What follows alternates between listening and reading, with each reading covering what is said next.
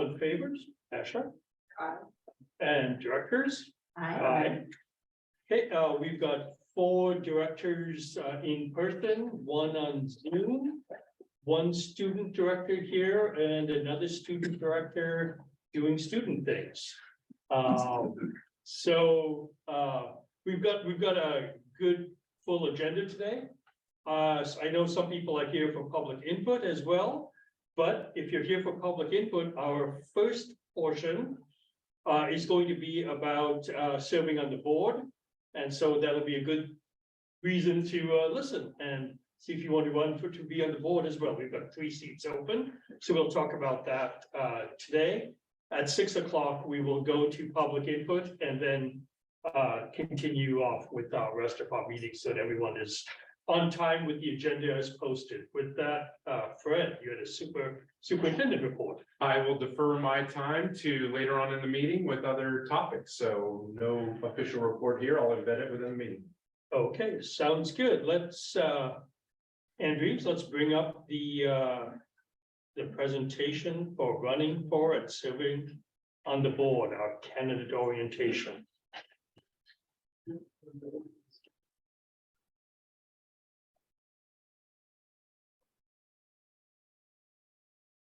So with that, we've got 3 seats open on the Mercer Island School Board. You have to file for election. There's lots of information on the board docs that give you a lot of background as well. Generally, you have to file to be a candidate around mid-May. There are 3 seats open, 1, 3, and 5. You file for a particular seat. All seats are at large, meaning the entire island votes for all 5 seats. In some districts, only a portion might vote for some seats, and a few other seats are at large. Let's see, you can withdraw in the week after. We've talked about that as well. And then as we go through this presentation, board members will comment as well on each slide we go through. And then once we're done with the presentation, if there's a question you need to ask and it's relevant to the slide in front of us, feel free to ask. Otherwise, we'll also do Q&A at the end of the presentation. Usually the presentation takes about 20 minutes, 25 minutes, and then we'll have some time for questions after that. But again, as I said, if you see anything relevant to ask pertaining to a slide, please feel free. Anyone with questions as well, and if you're thinking about running for board as well, please feel free to participate as well. Even if you're here for public comment, you can think about running for board service. That's how it usually all starts. Okay, let's move on to the next slide. Great time to consider board service. We've had a strong district in place. We're very pleased with the way the district is run. Great superintendent in role. Naturally, we've got a strong set of policies. Key portions of the board is around budget, approving programming and curriculum, making decisions around levies and bonds we place before voters, participating in our long-range facilities plan, and as I said, working with our leadership team and continuing to be a leader in the region. So this isn't without clear sight that there are issues in front of school districts throughout the nation. Key points: enrollment is down throughout the nation. Birth rates throughout the nation are down, especially in Washington State. Our funding is driven by pupil enrollment. So our budgets vary kind of drastically as pupil rates, as student rates have dropped significantly since the time of COVID. So a lot of issues like that in front of us. Also, we are thinking about our bonds that built our schools, Northwood, the middle school, as well as upgrades to the high school, expire in 2029. So we have to think about which schools we want to rebuild or remodel next. So that's also on the docket, and we'd like to do that before bonds expire. With that, we've created a long-range facilities planning team, a committee led by experts from Salem Architects, who are helping us figure out what our facilities and what our space look like post-COVID. So any comments from board members? Or I'll let you guys speak up too, when I'll pause it. Just at the beginning, you were talking about all the resources that have been posted on Word docs that people might not realize they can download those resources from Word docs. And also that the district website is now updated. So there are links to some of those resources on the district website if you go to about the board, serving on the board. So here I'm showing the other documents that are listed on the board docs agenda item. And then if you go to the website, and it's under school board, and I want to say that it's school board information, Serving on school board. serving on school. There we go. Perfect. Great, Thank you. thank you. So becoming a board member, let's go to the next one. So the key requirement is you must be a resident of Mercer Island and registered to vote in Washington State. We also have a conflict of interest policy that's a little bit more involved in terms of being upfront about disclosures and such, but the basics are that we cannot be employed by the district as school board members. Unless you're employed prior to election. Unless a spouse is employed prior to election, yeah. And board members can too. They just have to be employed prior to. Oh, okay. Candidates and elected officials must file regular financial disclosure statements. Candidates must declare their candidacy with King County, as I said, in mid-May. And the seats are 1, 3, and 5, and there's a 4-year term with it. So it starts in December and will end about that in 4 years from now. Primary elections take place August 1st if there are more than 2 candidates for a seat. So 3 or more candidates in the seat, and then 2 candidates will move forward to the general election in November. And as mentioned, the board members take their seats in December. Okay, board is high performing. We've had a very evolving but very good governance system in place since 2005. The governance system really defines the rules by which the board interacts with the superintendent. The board works at a policy level, and so the goal is not to micromanage. The other goal is that it's a collaborative decision making. So 3 or 5 board members vote to make decisions that then impact the district. So it requires an excellent working relationship with people, excellent working relationship with the superintendent. Decisions aren't made very quickly. They take time for everybody to get onto the same page and understand the material. Clearly, the superintendent works on this on a day-to-day basis with his or her cabinet and immersed in the details and nuances and legal and legislative and procedural policy. And we come in once every couple of weeks and hopefully don't disrupt things too badly, but also bring an eye towards what the community wants, how we're going to move our district forward in a way that is best for all children. Any thoughts from other board members? Yeah, I think one of the unique things that's special about Mercer Island is both, the size of the district and 1 high school, 1 middle school, a handful of elementary, the fact that it's a community, and then also I think the timing is now, coming back after the pandemic. I think things have largely, resumed normal, and that immediate triage has stopped. And I think now is the opportunity for sort of a thoughtful self-examination of what public education looks like going forward, what it looks like for higher education, and how Mercer, what the vision is for Mercer Island, how it's going to realize the mission statement and the values in this new environment. And so I think it's a great opportunity. I think unlike other districts that are perhaps more plagued by things that get political attention, I think the goal of every board member and certainly is the whole board is, what is the best for the district, and, the points of disagreement, I think are, within the realm of rational disagreements about sort of, what the best path forward is. We have student board members as well now, who've been here for a few years. Asha, would you like to speak to that at all? Just that students really like to have student representative as an outlet, so we get to speak once a month on what's happening on the schools, and we hope that the board listens to that and is excited that we have all these great things happening every day at the school. Thank you. And Superintendent Grundle, would you like to speak?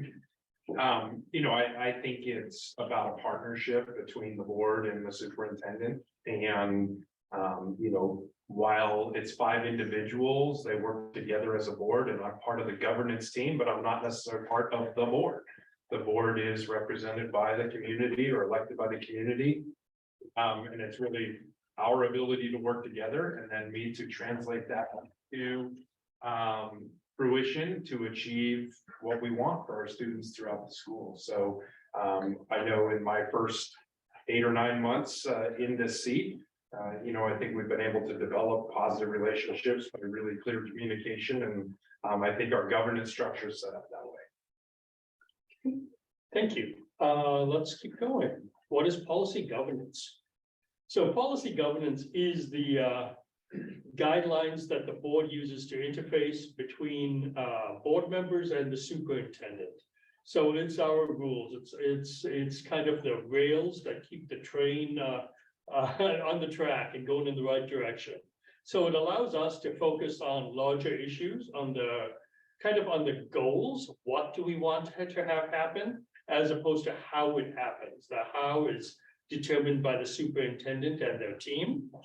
And there's a clear, generally we try to have a clear delegation of authority with clean boundaries. Obviously, we live in a gray world and things overlap a little bit. And that's what collaboration is about, is to think about how do you cross into those lines as needed in a thoughtful and well-intentioned way. A key part of the board is also rating the superintendent's performance. So upfront by state law, we have all the policies that are clearly delineated as to what we will evaluate the superintendent on. These are in our board policies, and throughout the year, we evaluate the superintendent on each one of them. So there's a lot in these policies that are pretty deep and detailed, including our fundamentals, including dealing with our budget, how we deal with harassment, intimidation, and bullying, how we deal with our financial accountability, all these sorts of details. And the superintendent is rated pass fail. So it's a very high bar to actually pass, because clearly one thing going wrong in this type of situation is very detrimental to the schools, to the students, and to the community. Any other thoughts? Yeah, just because I know this doesn't come up elsewhere in the presentation, just that that there's sort of a grid for the calendar for the year that determines sort of what time of year we usually have which, budget discussions, for example, and some of the things are required by law. We have to do certain things by a certain date. And that there's a system to, it's not just arbitrary, like what we're discussing on a given day at a given meeting. And so that it's sort of like the gears of that calendar kind of turning and kind of pushing things forward. And then specifically what goes on the agenda is determined by the president and the vice president meeting together with the superintendent a couple weeks ahead of time. So, they look at the calendar and what needs to be done and what extra things are happening, and kind of try to factor it all in. Thank you. Policy governance tools or rules of engagement. These are really the detailed operational procedures that will be found in our board doc policies. everything we created with the previous superintendent, our mission, vision, and values, as a higher order abstraction of looking at how we think about and how we run our school. And then we go into kind of really more details around 5 fundamentals, from high performing academics to the way we manage and treat and work with the community, to the staff, to students, deal with diversity and equity, all in social emotional learning, all incorporated in our fundamentals that are reviewed throughout the year. Operational expectations are the much more finer detailed nuances of running the school. There's about 10 of those, nine of those, well, 12. Okay. There we go. This is why I'm not in operations and Fred is. And so those are the accountabilities of the superintendent back to the board in terms of communication. And the details of how the school runs, so that then the board can either coach and give feedback, or update the policies so that they're changed in a different way for the future. Lots of work here around how this has been evolved over time. It's not stagnant, so as things change and things happen, we've evolved. COVID actually caused a bunch of changes around us. When we have new superintendents, or we think an issue is very important, we might demote some of the fundamentals and promote others. For example, social emotional well-being became very important during COVID. And so that was raised to make sure everybody got the help they needed. Any other thoughts from board members? Yeah, I would think, I would suggest that there's a lot of work to be done in sort of a nerdy, like technical way for the board when it comes to monitoring the operational expectations. That it's sort of the high level is where the fundamentals and our broad vision, where that gets realized on a systemic level that the board operates at. And so it's what data, when we're saying social emotional well-being, do we think is useful to monitor, and that should be milestones and goalposts in the future.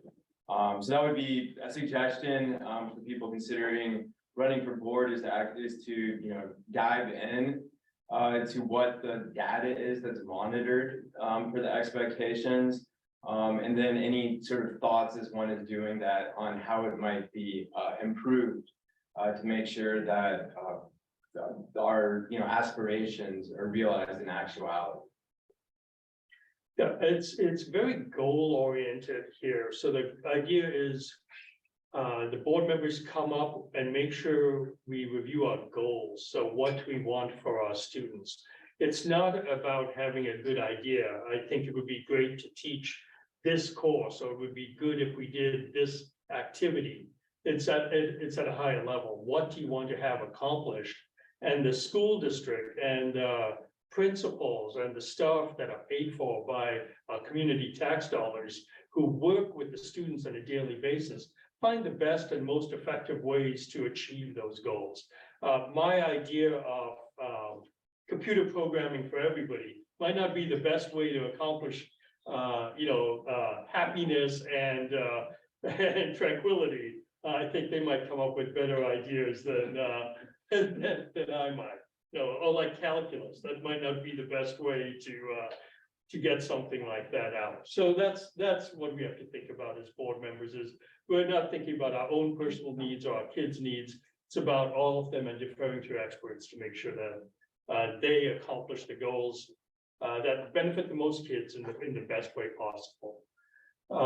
Let's keep moving. Asher, also, please feel free to join in if there's anything you have. And Tam, I see you online too. So if you raise your hand, we'll call on you too. And Fred as well. So a few rules of the road. These are just the guiding principles for the board, and make sure we don't have a circus up here on at the dais. The board speaks with one voice We vote, as I said, 3 out of 5 people, and once we make a decision, we speak with one voice and we carry it forward.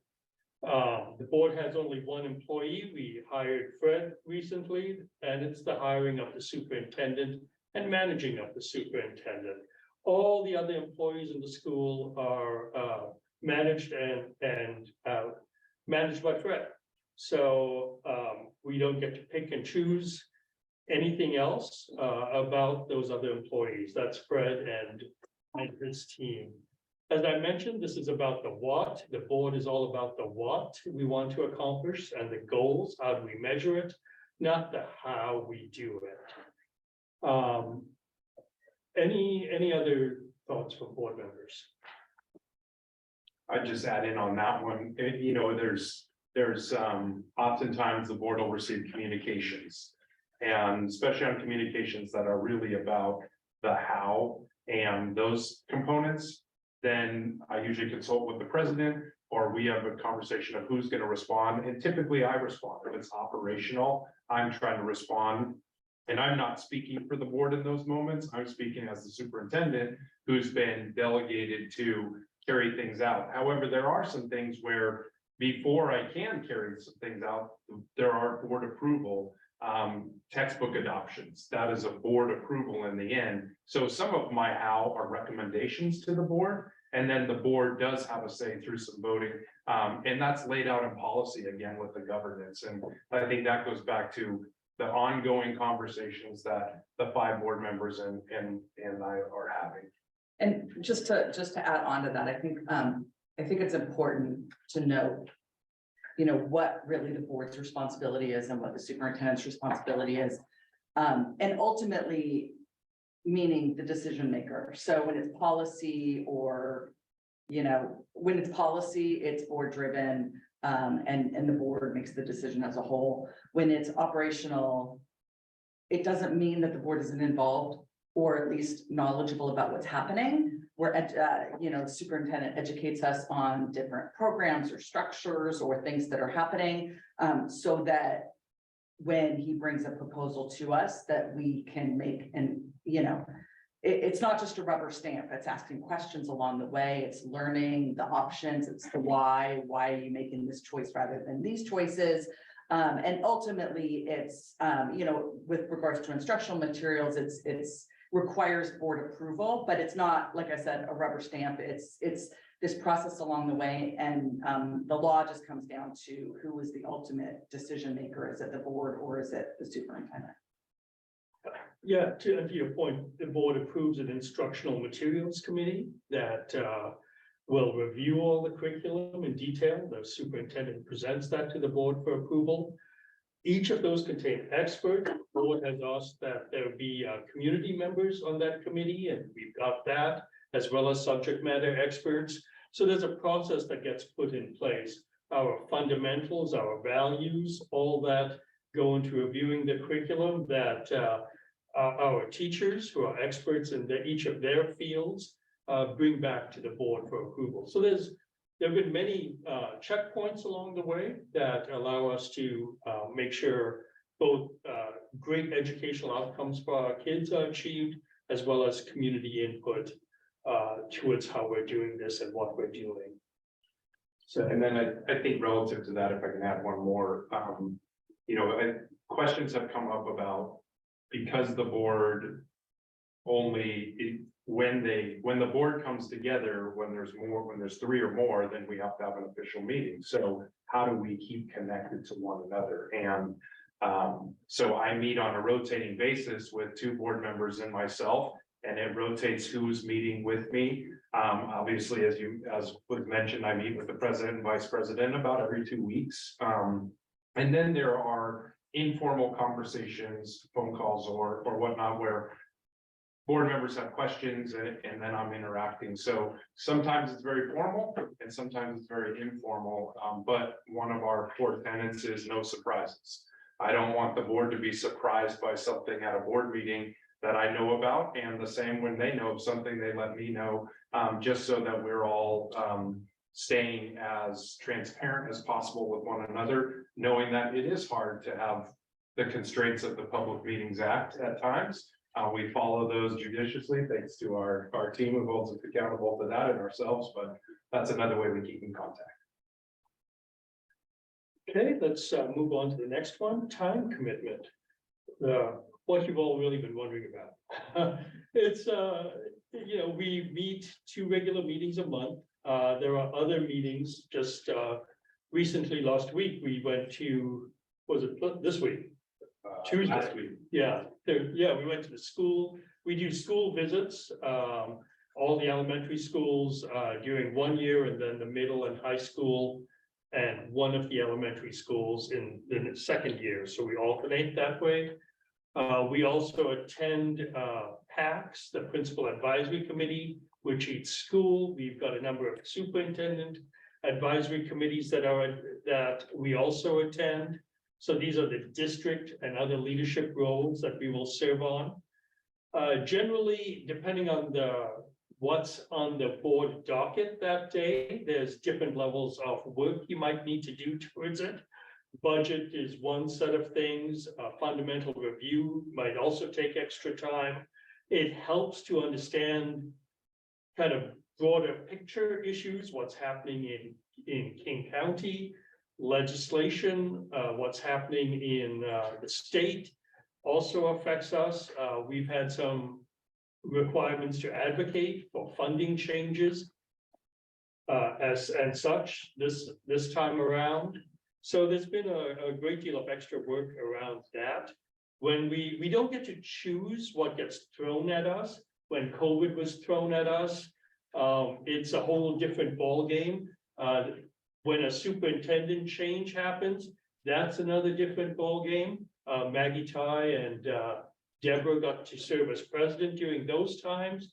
And I think that's about 10x more than what you see on this slide here in terms of time commitment. So easily, 40 plus, 80 plus hours a week sometimes feels like I could be there for navigating some of these issues. There's a lot of work that happens behind the scenes to help make a meeting go productively, or to make even a piece of a meeting, whether it's a finance presentation or demographics presentation, or working with one of the specialists we have, for example, long-range facilities planning team, work that goes on to make that happen. Just to be clear, you're not saying 40 to 80 hours a week for a board member. True, right, sorry. So that would scare a lot of people off. The 80 hours a week. COVID was Like, COVID was pretty busy Yeah. for But Deborah. It's not normal. I don't think I've ever worked more than 30 hours. And superintendent search was super busy for Yeah. Maggie Ty. But for real, I would say not more than 30 hours a week at that. But it would have been really tough to work full time and do that. But that's in the leadership role. That's not just regular board membership. Okay. Any other thoughts from people? Okay, let's move on to a few things we've learned. I think we've said many of these before, but clearly this is about working at the policy level. It's about goals. It's if you've got a single issue idea or something like that, it's not easy to be effective on the board in that way. And then you probably undervalue other important things that should be valued, and you can't be as effective on those. So it tends to be frustrating and largely ineffective for single issue candidates. If you have kids in the school, all of us have had kids go through the school or have them now. We wear different hats. We're thinking about all 4,000 students as opposed to our kids. And then finally, as I said, it helps to work in the policy at the goals level, not at the how you do it level. Okay. And with that, we've got time for some Q&A. If anybody has any questions or ideas or thoughts, please feel free. Board members, please feel free to answer any questions you think on people's minds, as well, Asha. So I would recommend any candidates to take a look at the King County pamphlet for candidates. Has a lot of useful info, and then just circle the important dates and work back from there. In particular, candidate statements, and then filing deadlines, depending on campaign contributions. But it's very informative. It's not very long. It's maybe 30 pages. Highly recommend looking at that resource. And candidate statements are not due right away when you file. It's a little bit later, right? Not Pretty quick. It's pretty. Like the next week or whatever, yeah. It's pretty quick, relatively quick, but anyway, just take a look at the timeline. And I think there's a lot of rich information there. I would just say a couple of us have had the fortunate experience of running in contested elections and others have not. And I would just say that, I know running for public office scares away a lot of people from doing the work, but I would just encourage people to really keep it separate. They're two really different things, and it feels like board work and policy with the schools. It's just a phenomenal way to give to our community, to have an impact on the things that are happening at the schools. It'll be a miserable couple months if you don't want to be a candidate, but unfortunately, it's a means to an end. That it was not something that I enjoyed at all. But I love serving on the board. So, for me, it was worth it. There's support and training out there for people on how to run for office, ways to make it easier. It's not an easy process, but we're all here and we can always refer to organizations that we know that support candidates. I would say don't wait until filing week the first time like I did to try and learn what I had to do. Because there is a lot of things to kind of pull together, financial and other statements like that aren't a huge deal, but take some time.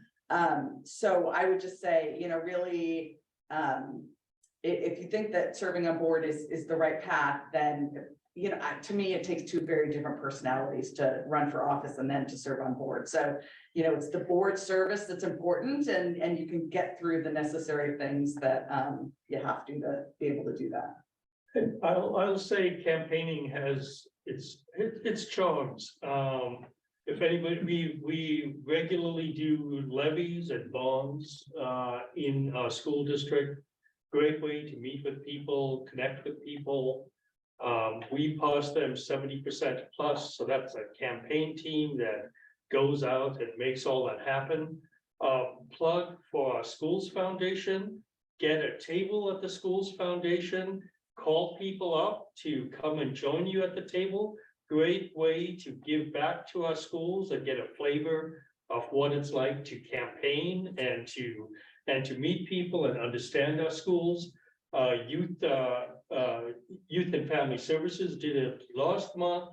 The MI Community Fund is going to be doing something as well. So many, Rotary, many community organizations to get out in front of and meet people and get a flavor of what campaigning is like. It's got its charms. It helps to get connected with the community. So don't fear it. It's a good thing. It gets you more connected. It's also, I'm sorry. It's also a really good way to hear from different parts of the community, whether it's like retired people who don't have kids in the school anymore, or people with little kids, or people whose kids aren't old enough to be in school yet. It's a good way to hear from a lot of people. I would just say, it's a really, though you don't interact directly with students, it's a really great rule because everything you're doing will affect all the students that you see. And so I think students look up to the board and they know that they care, and all the conversation, all the time they put in, it's just because they want to see the best for the students. So I think it's a great rule because everything you do will make an immediate difference in your close community. Okay, thank you. With that, we'll wrap up this session. So thank you all for considering board service. Best wishes. Best of luck as well on what's up next. And let's close this part of the session. This will be recorded and made available online. And let's continue with the rest of our meeting. Do you want to do any questions? I thought we just did, but If you're good. if I, with any questions, I'll do one last call. Okay, with that, let's move on. How do you want to do this? We'll leave public input at 6. Recognition we'll do at 6 as well. Yep. So, where do we want to go? I think we can go right into partial governance 4A. And we can start working through those, get as far as we can until 6, and then that's when we can stop. So I think our team's ready to start on partial governance. Pull a table up, so Kay and I are going across. Sure. Yeah. One right here. Yeah. Or did we be right? So on the back, we'd be right. Yeah. It was right down the hall. Like you're the Kay and I. Perfect.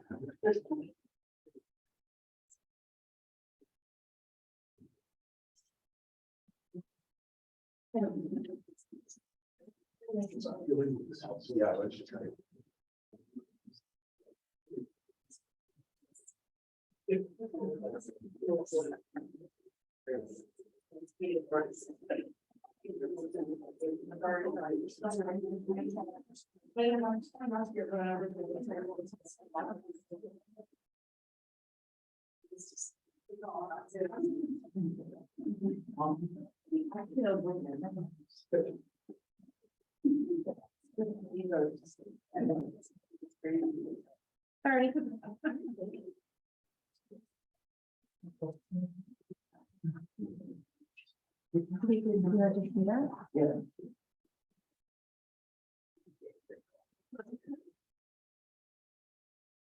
Thank you. I think it was better than kind of Kay and I yelling. Do it all the time anyway. Okay, let's move forward with 4A fund balance. Great. We're gonna have several financial updates, and some of this is catching back up because with the one meeting in February, we'll be going back in some of this in time, and some of it will be forecasting future in the next several agenda items. So I'll turn it over to Director Sullivan and Director Adams. Great. As a part of these presentations, these will each be a page out of the budget, out of that 35 to 40 page executive summary that we'll do a full reading into the first meeting in June, if not beforehand, with a study session. The first part of that is a summary of the 2023-2024 budgets, specifically our 5 major funds and looking at the fund balance. This page in particular you see up there will most likely be page 23 of the budget document. And with that, I'll turn it over to Director Adams. What I did is I did an estimate on each fund. I calculated out our current expenditures, what we will be probably spending until August 31st. Took in our revenues that are still outstanding and made some little adjustment. This is my first year with the district, so I'm not sure on the trend, so I did the best I could on this one. So we are looking at the general fund ending the year with approximately 2.5 million. That is after paying back the $2 million loan. We are making every adjustment we can to make sure that we can have just a little extra fund balance at the end of the year. In your capital fund, we are using the CapTech levy more this time, and it's being, we should get a good tax increase in April from that. And so we're estimating a 7.7 million ending fund balance in that. Then when we go down to debt service, that's pretty easy to calculate because there's set payments on that. There's, That's our amortization schedule Yeah. over the course of the bond that we approved in 2014. that was one of the easier funds you can calculate for you, because you have interest payment, principal payments, and they're already pre-planned. We had no control over that one. ASB was a little difficult to do in the fact that COVID really affected the last 3 years on ASB, and it's back to normal now. And so I'm hoping that they'll end with about 429,000. That's throughout the whole district. It's not one school, it's every school. And that effect obviously is lack of events, lack of fundraising, et cetera. And how do you judge and gauge that kind of year end when you don't really have a trend to look at? Yeah. You have to admit the last 3 years have been difficult for ASB at the high school. And then the last one is transportation, which is pretty easy. All we get in our transportation fund is our depreciation off our buses. And hopefully our bus that we ordered, the buses we ordered will come and we'll pay it out. And if it does, this will be our ending fund balance in in the transportation fund, So this is, okay, that was gonna be my Yeah, question. This is yeah. calculated as paid. as being paid out. We're hoping we'll get it by April. April. But it's really hard right now. It's just, it took us over a year and a half to get a bus at Vashon because of the delay, because of COVID. And if you notice, there are the blanks in 23-24. Obviously, we don't know quite yet what our revenues will be, hence expenditures, hence the operating transfers in and out. The italicized part of this is estimates. Are bold or non-italicized what we know, obviously beginning balance for the year. And you'll see the complete filled in sections of this when we do our first read and or budget study session into May, early June. And can you do just a quick rough percentage on the general fund? The 2.5 million is about what percent? It's about 3.5%. Yeah. So. You know, we've been hearing as low as like 200,000 for fund balance. How is it? Can you just kind of give the bullet points of how it is so different now? What I've done is we've reviewed all the expenditures that can be actually moved into our cap tech levy that we had extra money sitting in for past years. Anything with the technology base has been moved into that. So we used to pay some stipends out of the general fund and not reimburse it by cap tech. They were actually technology stipends. We're reimbursing that now. We've moved more staff members that we legally can into that fund for this year and possibly next year, just so that we can rebuild the general fund a little. And we did have the extra money in capital to be able to do that. We are making sure we have the money for any project that's out there. We're not going to dip into that at all. This is just additional funds. And during the cap tech levy, when you had the big bond, you received a lot of interest. That money can be used too. So I'm calculating out the interest that was put into a different GL line and moving into the cap tech line. So that's how we're doing it, step by step. And then, so then once you, fix things, it's I assume it should be more stable in the future, Yes, yes. I only see being able to do this probably for one more year, and then we're gonna have to move back the other way. For the OE that you were talking about earlier, the OE7 that comes to mind is, and that will actually be, I think next board meeting, it's going to be fully reviewed, but just thinking about that and a reminder that we'll get into in the next section is, there's that 5% piece, and then there's the 8 and 10% of where you want us, and I know a number, you've asked in different venues, what's our goal? If we're 3.5 this year, then, can we get to that 5% by the end of the following year? That's kind of what we were talking about internally, of trying to at least get to there as we're moving forward. So that restoration towards 8 to 10, we've been appreciative of you as a board who have talked about the realization that it's going to take time. But we want to make sure we make appropriate growth towards that. Thank you. This is helpful. Any thoughts around, there's a significant amount of funds in here. Where do we get the current interest rates, 4% plus on any of these funds? Can we manage to that? That, 4% plus would be 40,000 per million, and there's about $10 to $15 million here in fund balances. Clearly, we don't want to be Silicon Valley Bank and put this in 10-year instruments. But even 1 month, 3 month, and 6 month instruments are paying fairly high rates right now. How do we think about this?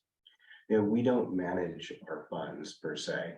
That is through the King County Investment Pool. That's with all the cities, special purpose districts throughout the county, and billions in funds that they manage for us on our behalf. So that's something that they delve into, they deal with, not us, for obvious reasons.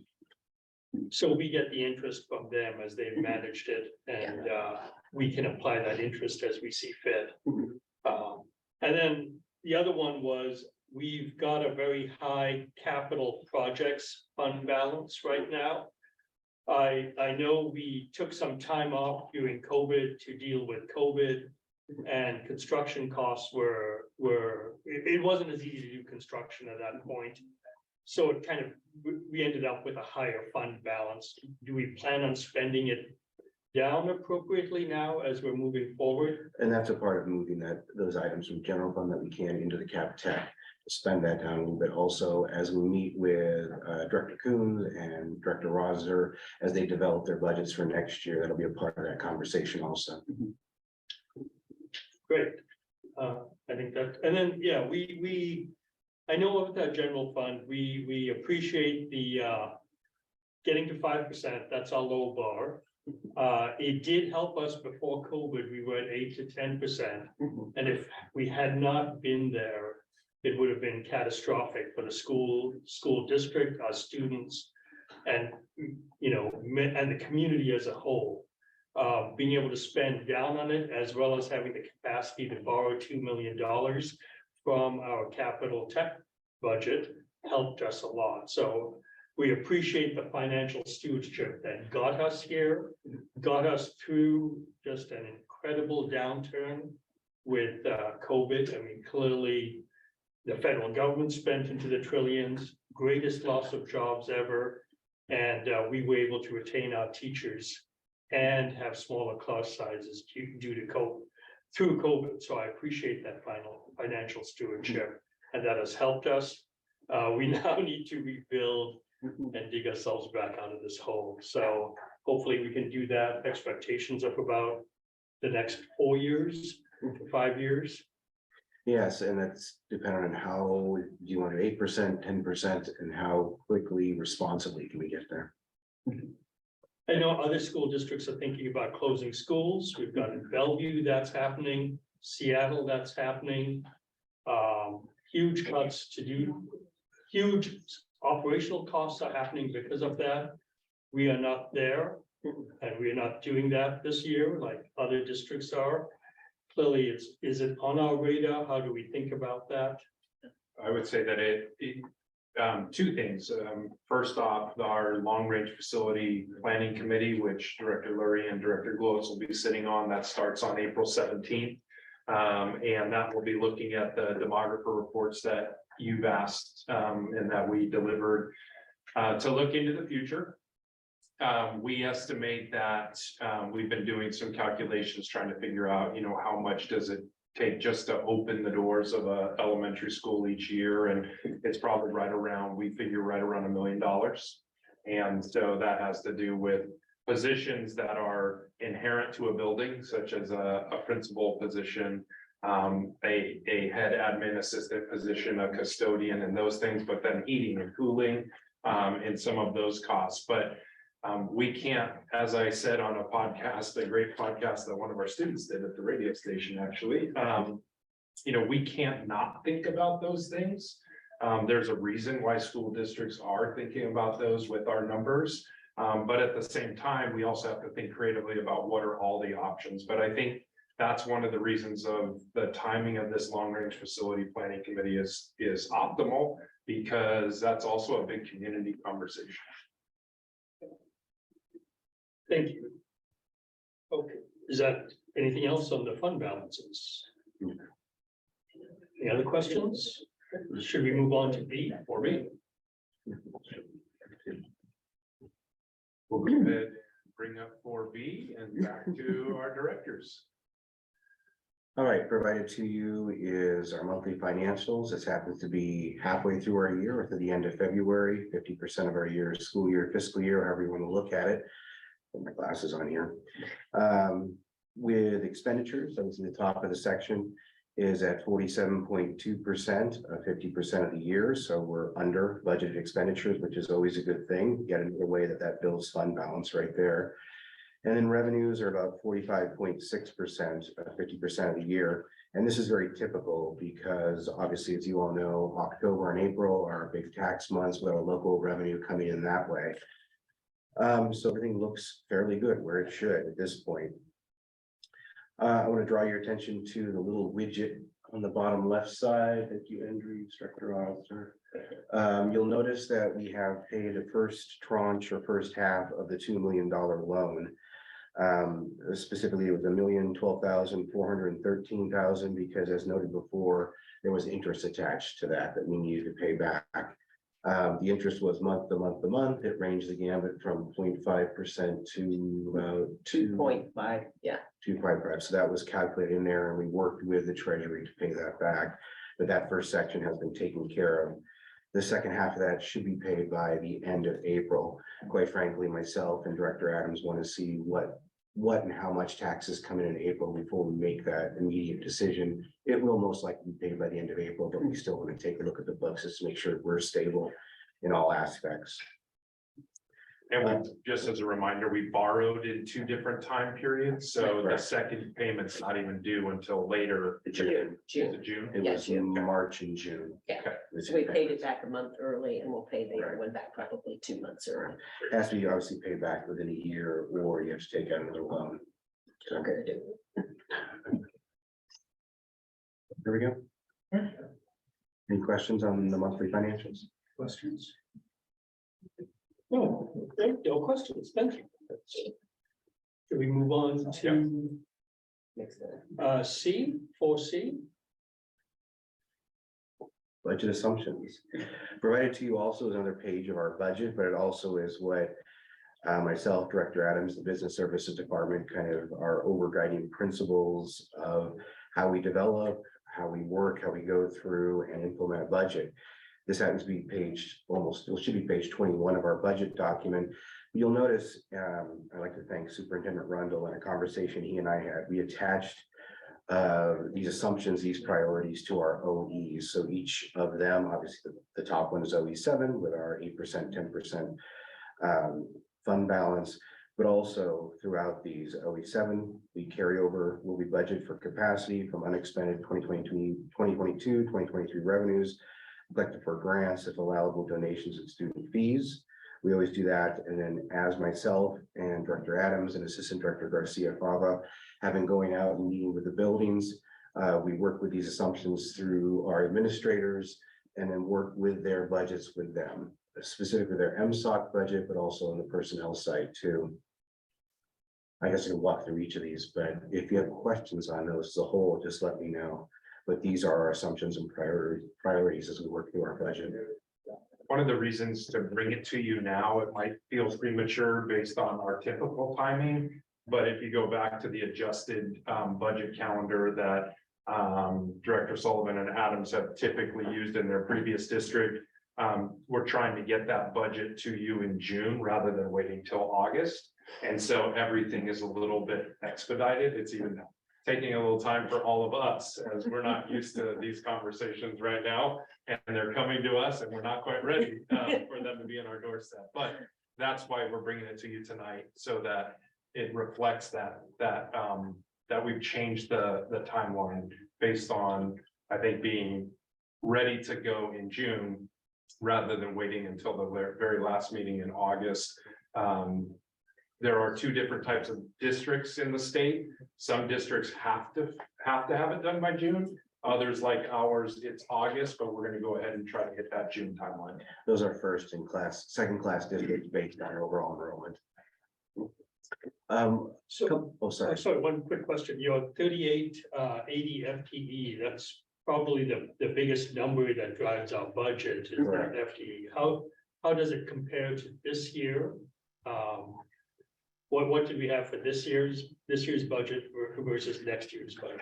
Right, this year is at 3880 also, with the 2 demography reports that came in and kind of looking at what their numbers came, we felt, and then working with the schools, the administrators there with their enrollment, everyone landed roughly at around 3880 FTE. So we wanted to stay pat with that. To be frank, myself and Directors Adams and working with the schools don't know what that kindergarten class will truly look like until we see kind of the whites of their eyes. But they feel that 3880 is a safe number moving forward and conservative enough that we're not going to go in the hole by, underestimating or overestimating too far one way or the other. We Thank should you. be within 1% of our enrollment, 1.5% of our actual enrollment. We follow kindergarten enrollment, like just trends. I mean, I know it's open now, right? So are we on pace or? I would say, and you know, this is a little bit tricky where we are when we talk to our admin assistants in the buildings. I've been on the phone with them a couple times in the last couple of weeks. They feel like we are pacing where we would be based on the enrollment and based on the section. So it's not where it used to be in terms of where our numbers were, but knowing that our cohort's going to be smaller, they feel pretty strong. You know, whether or not we have 2 sections out of school or 1 section or 3 sections, that's where we've tried to be very, you know, I'll talk to it a little bit later on, very accurate and slightly conservative because we don't have the wiggle room with fund balance or whatnot to be wrong. We've got to hit our staffing and our enrollment projections as close as possible.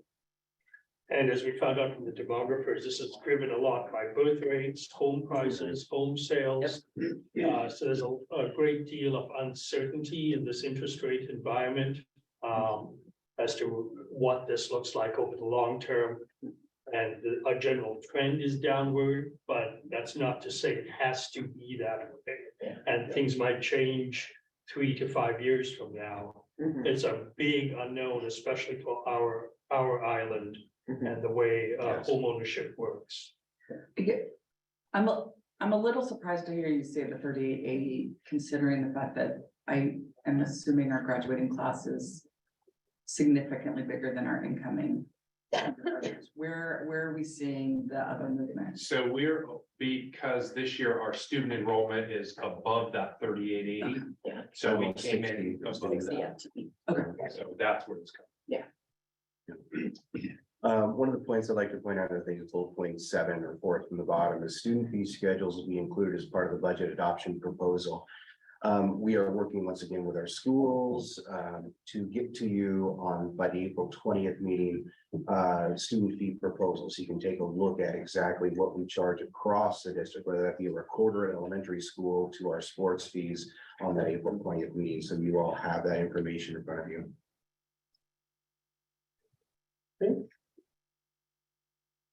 Okay, any other questions with that? Maybe we should bounce up to, I think we can. I don't think 4D is going to take very long. Oh, Just okay. giving a quick visual of where we are with property taxes. So I think it's a quick item.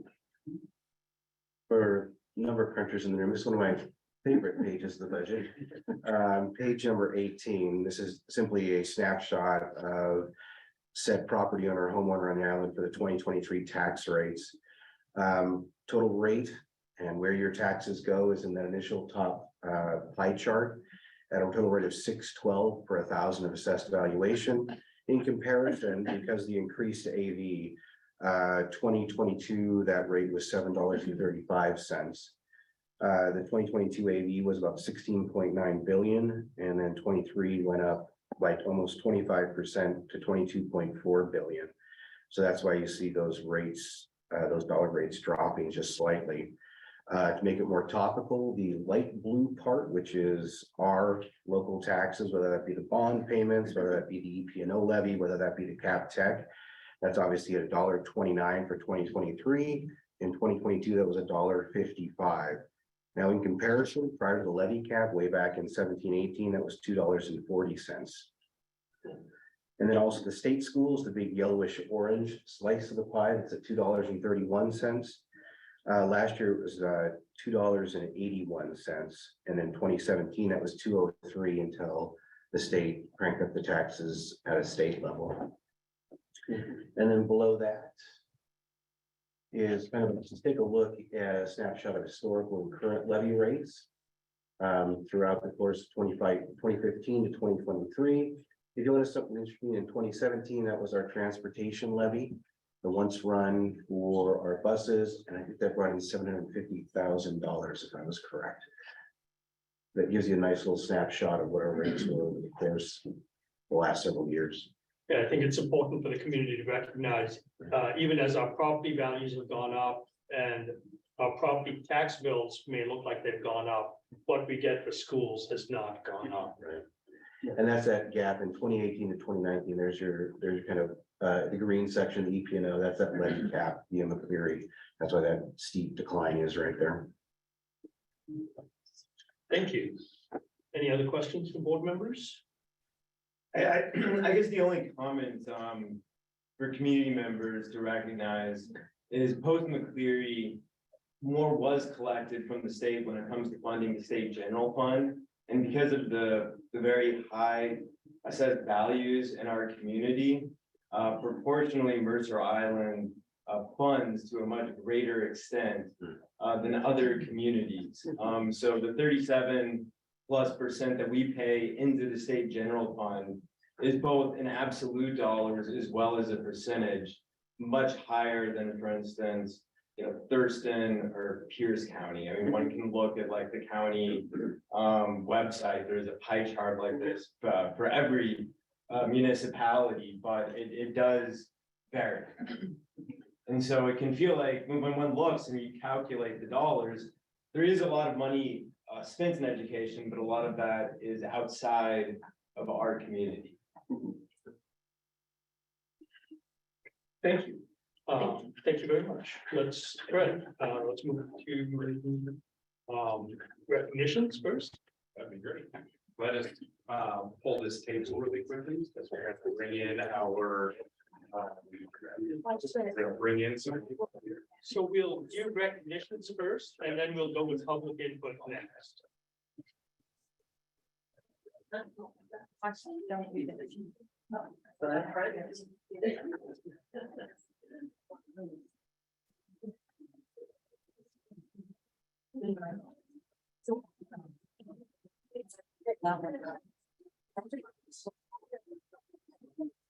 No.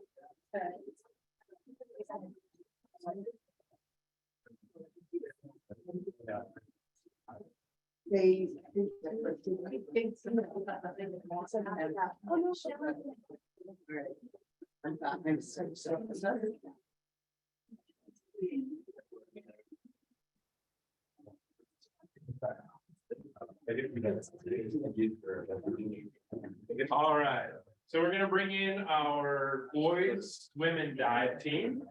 Let them come in and then Watch the cord. A little camera here. so we have a back-to-back championship team. Our boys swim and dive team.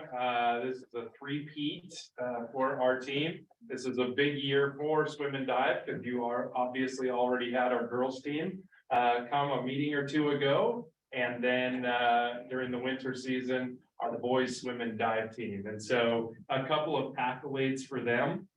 The state championship was won and brought home on February 18th. We had a combined 285 points, placed first in the 200-yard medley relay and the 200-yard freestyle relay. The medley relay was Evan Liu, Emmett Ralston, Matthew Shield, Coy Hounsel. And I believe that it has an automatic All-American time of 1:32. Is that what you were? In the 200 free relay, Coy Hounsel, Colin Carmichael, Emmett Ralston, and Matt Williamson had an All-American consideration time of 1:24:53. And then Lou finished second in the 200-yard individual medley and 100-yard freestyle. Emmett finished second in the 50-yard freestyle and Matt in the 500-yard freestyle. Williamson broke the oldest school record by 2.3 seconds. Did I get that right? Yeah, third place finishers with Williamson 200-yard freestyle and Ralston the 100-yard breaststroke. And this is the first year for Coach Craig and our team. So Coach Craig, let me turn it over to you, talk and brag a little bit more about this team, but congratulations to all of you. Three-peat's pretty impressive. I'm sure some of you have been around the program for all of it, and maybe some of you newer to it, but a tremendous showing for sure. I think, you look at the statistics and the statistics say a lot right there. One of the biggest things about this team too is they really came together as a team. There's no question that We had some great things, had some school records go down, I can't remember how many additions to the all-time top 40, and a lot of them were actually the all-time top 15. We had two gentlemen, both Evan and Matt, both made state cuts in every single event that there was to make it in. So we just had some great stuff going on throughout the year. Had some good leadership that really helped us out to bring this together as a team. I think that's one of the things that's really important for the future too, that coming together as a team, and, there's no question swimming is, and diving is definitely, more individual when you're in the pool, unless you're on relays. But if you heard this team, you heard them in the locker room, you heard them at the meets, okay? It was loud. It was really loud and showed about their pride to be part of this Mercer Island High School swimming dive team. And I was incredibly proud of them and watching them grow throughout the year, come together more. And of course, you look at the statistics. The state championship was definitely won by the 14 that were there. But the reason we were able to do that was the 48 that were behind them going into that state championship as well. Ms. Forrester, anything? Really, this team has been through a lot of ups and downs this season. We started out with the first and only meet loss that some of these kids as seniors have experienced. Would have won the last 4 meets if there was a state in 2020 or 2020. Yeah, 2020. And really just amazing to be part of the experience, to see the growth in a lot of the freshmen, learning how to actually incorporate into the team and how to support their teammates, seeing the juniors and seniors coming up as leaders and really seeing them take some initiative to help engage with some of the underclassmen, really seeing a lot of personal and athletic growth across the board and all of our athletes. It's been wonderful to be a part of, and really a lot of dedication and hard work from all of the guys here and all of the ones who couldn't make it tonight. Athletes, if you want to introduce yourselves and then your contributions to the team or where you were swimming for the team or dive. Hi, my name's Evan. Like Mr. Ron already said, I swam the 200 IM and the 100 freestyle. And what I like most about the team is, Craig already said, everyone being in the locker room together, our cheers before the meet, that really gets us all going. And that's a great tone for the rest of the meet.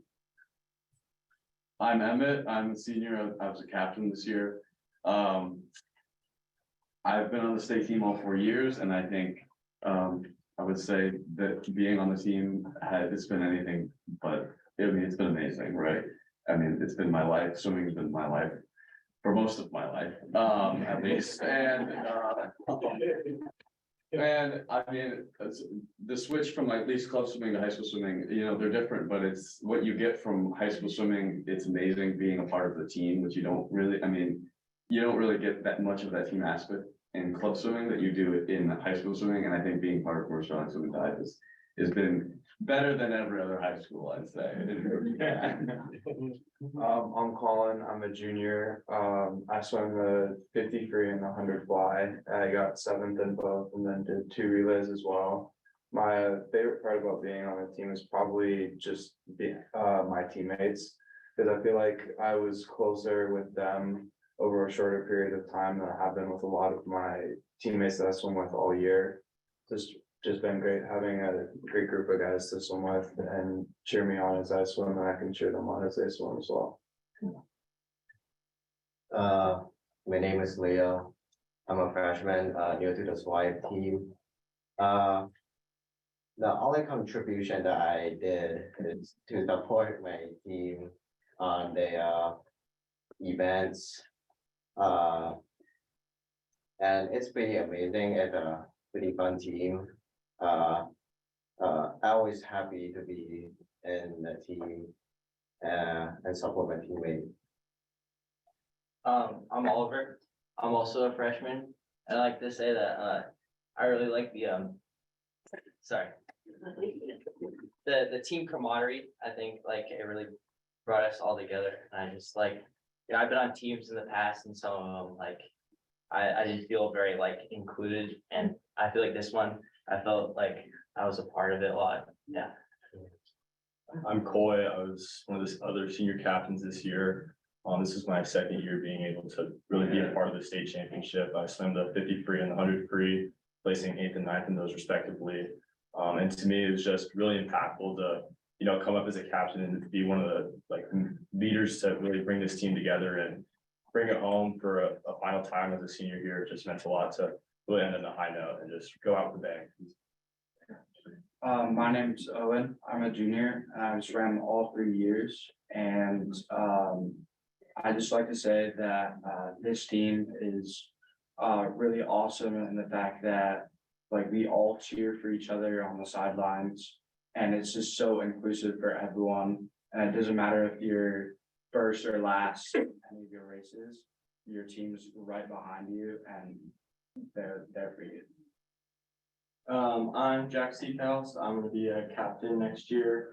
And I've been a part of SWAT for all 3 years of high school, and I think it has one of the best team camaraderies of all of the sports in high school, if not state. We're losing a bunch of my buddies and a bunch of good seniors, so I'm sad to see them go, but I'm really excited for what's to come next year. Hi, everyone. I'm Matt. I'm a 4th year senior. I pretty much swam all the freestyle events of the state meet. And the SWAT team has been such a fun time, and I've made countless friends. And I just hope I'll find something like this at college next year. So I'll be swimming college. Hi everyone, I'm Nolan. I was one of the senior captains this year. I wasn't actually competing on the state team, but I was there to cheer on our guys. At this point, I think I can say without a doubt that our SWAT team is a defining aspect of my high school experience. I'm beyond grateful for the sense of community I've gained from this team, and I'm definitely gonna be sad to leave everyone behind.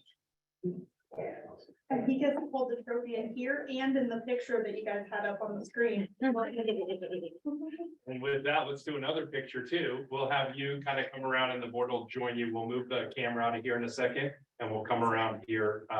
But if everyone would join us one more time in a round of applause.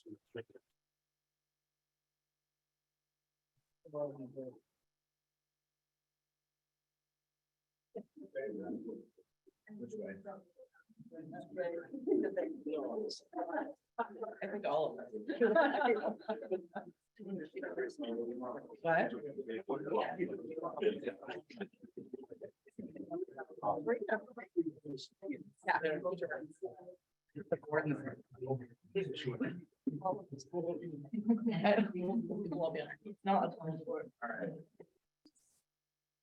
Everyone's on me. Sure, everyone's looking at me. 3, 2, 1. Okay. Thank you.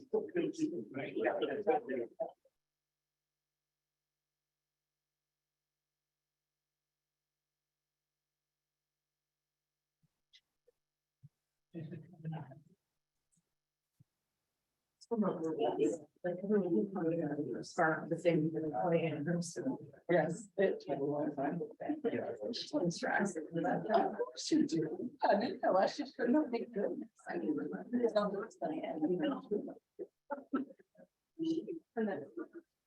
All right, our next recognition this evening, I want to bring forward Mr. Nick Wohl. As I had announced to the community and shared with you as a board, through a process that started right away in January, as soon as we knew we would have an opening at the high school. We advertised the position and attracted candidates that were international principals. We had some that were around the nation and other states. We had regional and across the state. We pooled those candidates and we did a screening. It involved screening, not just the paper screening, but also starting reference checks. And then we had a number of candidates come in for a pre-screening. We then had a pretty serious day of interviewing, and that involved a couple of panels. Our very own Asha was on one of the panels. So we had students, we had parents, we had faculty members from the high school, as well as administrators. And then that included tours as well. And then there were final interviews with Director Battersby, Director Sullivan, and myself. And as I went through and I did all of the listening sessions, I did 3 student listening sessions. I did 3 faculty listening sessions. We also had surveys to parents and others. People were really looking, as I said in those comments, for someone who was going to come in and really embrace Mercer Island High School and own it and know what we're not excellent at, but what we have potential for. But most importantly, where do we take it from here going forward? And the candidate that emerged was a candidate that I got to know 6 years ago when I was interim superintendent for a month between Dr. Plano and Superintendent Koloski. We had a vacancy. I had a chance to actually hire Mr. Wold as an assistant principal during that short time, and just thrilled to have you in that seat. So Mr. Wold, the floor is yours, and congratulations. And you brought along some of your famous cheering squad. I brought my support team. Well, thanks, Fred. I'm honored to accept the position and thankful that the hiring team of, I think, 40 or so people that I went through the gauntlet of interviews, went through the process. And so, you know, in thinking about bringing my wife Christina and my son Cash today to hear and be recognized, it reminds me of my time starting here at MI. It reminds me of when I first met my wife, that I knew early on that I hope this was a forever kind of thing. And it was exactly how I felt early on here at MI, the passion that our students have for their activities and their academics and everything that they pursue in their life. Our wonderful staff. I see Daniela in the crowd tonight, and Elise that was just here, the dedication that they have to our students. And of course, our generously supportive community. The messages that I've received from the community over the last few weeks have been tremendous. Their support and encouragement of me, and saying that they're willing to help and support, and just shows what type of community that we have. And you know, I can promise you that I'm not going to be perfect throughout this process, but I will say I'm going to love every kid like their Cash, and treat them like if they're my own child, because that's what we should have in all of our leaders and all the people that we have in this system, of caring about them deeply in that way. So that's what you can expect from me, and I'm thrilled to get going. So thank you. I appreciate it.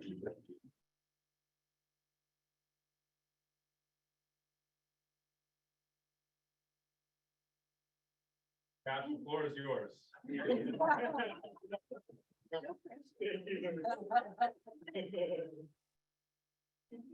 Want to bring forward now Ian Henry, who has been chairing our Pathfinder Award process for the past couple of years.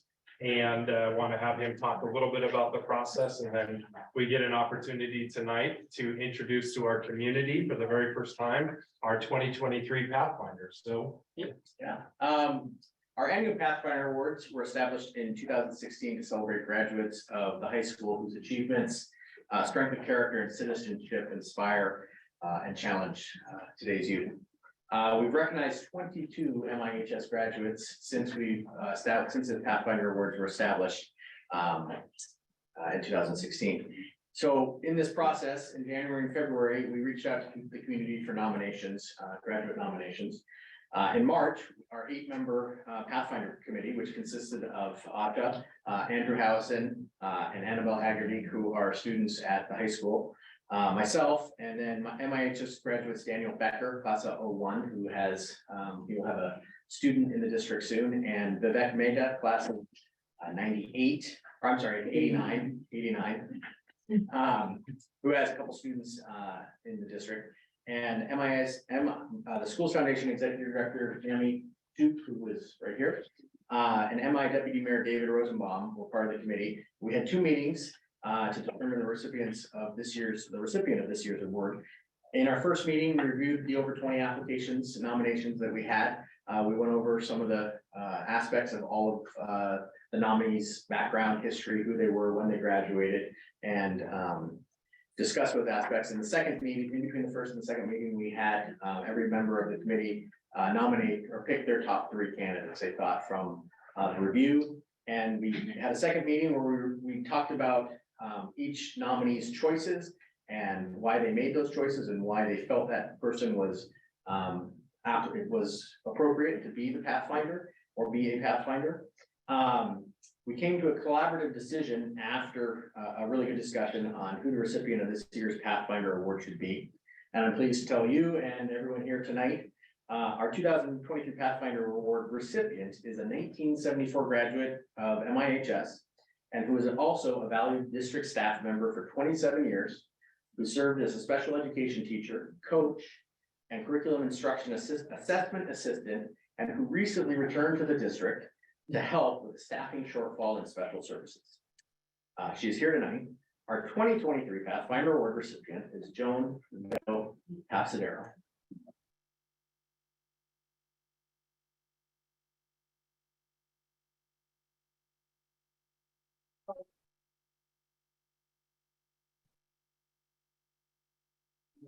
Maybe someone who changes the world beyond work.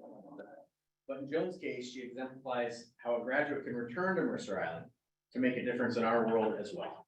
The committee felt Joan embodies what all our teachers do every day by serving, educating, and inspiring our students. And her selection shows how she has positively impacted our world with her contributions. So Joan, before you get to have the floor there, I had the opportunity to meet you, Joan. I had the opportunity when I was the principal at Lake Ridge, and you were at the middle school at the time. And what always stood out to me was the interest that you took in our students as fifth graders, knowing that they were coming to the middle school. And you did site visits, you participated in IEP meetings along the way. And then obviously I got a chance to work with you, you became a coach in other ways, but from high schoolers to elementary, middle school, where you spent a lot of time, the impact that you made is real, it's evident, it's ongoing. Those kids continue to work forward. So I agree with that committee, and I agree with what you said, Ian. Sometimes our Pathfinders go off island and they change the world, and sometimes they go out and realize they love it so much they want to come back. But to give back to the schools the way you did in your career, and continue to, because I know you continue to support our teachers, is absolutely testament to who you are and your professionalism. So congratulations. Yeah, floor is yours. Well, I will say there's nobody more shocked to be standing here or honored and humbled by this. I had the good fortune to, like you said, graduate from Mercer Island in 1974, went away for a while and came back some years later, and then stayed for a while as a teacher.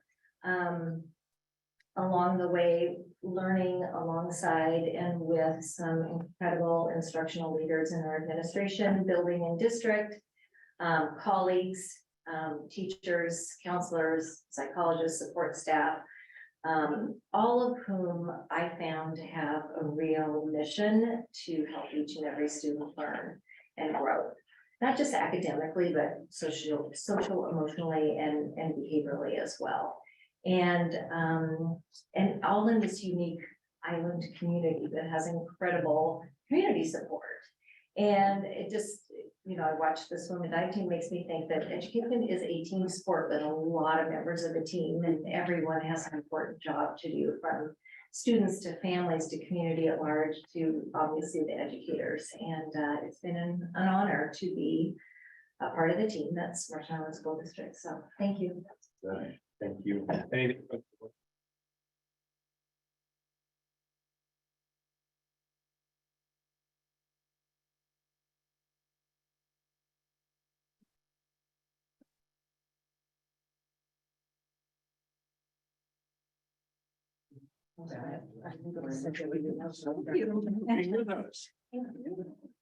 You're closer to our height than all the swimmers. I'll move a little bit this way, just so I can get the logo and all.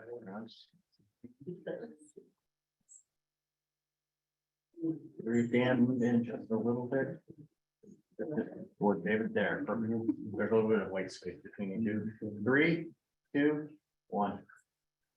Okay, perfect, thank you.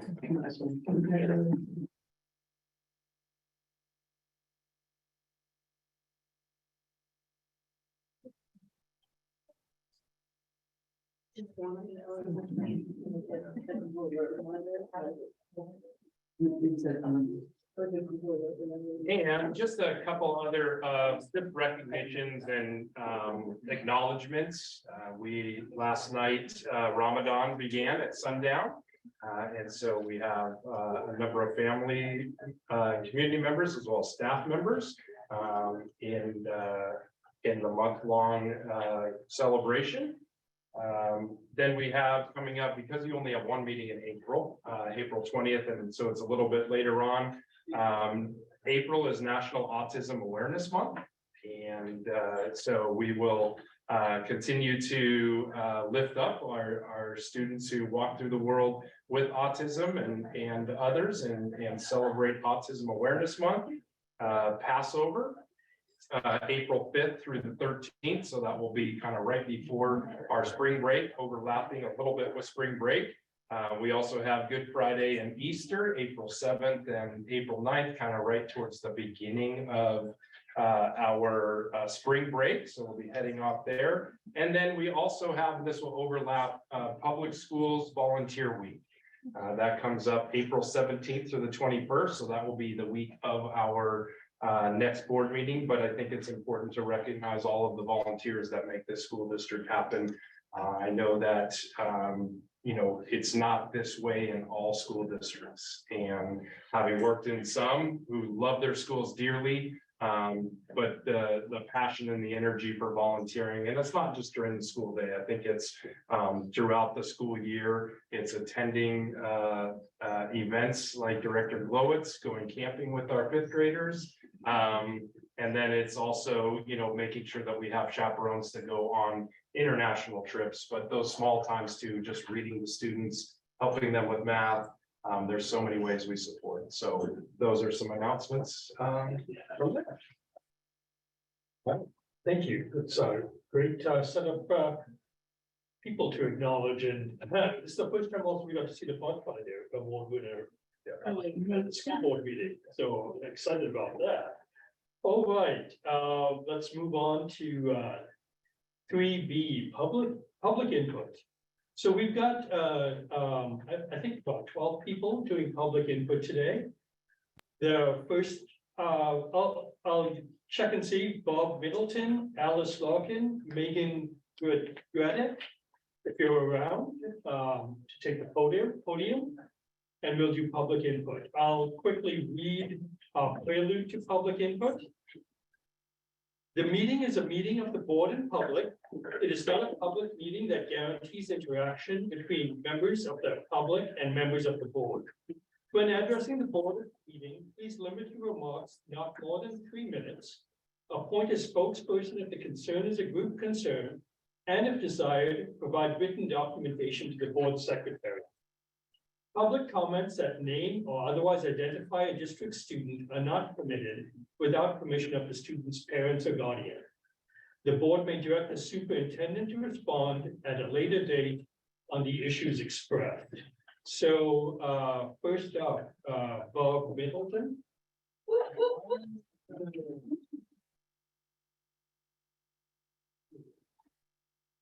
I love being an elementary school librarian. This is a dream job for me. I've been a librarian for 20 years at American schools on 4 different continents. Mercer Island Schools has wonderful parents, students, teachers, and I don't want to be anywhere else. But this is the 3rd year in a row the elementary librarians have been targeted to be cut.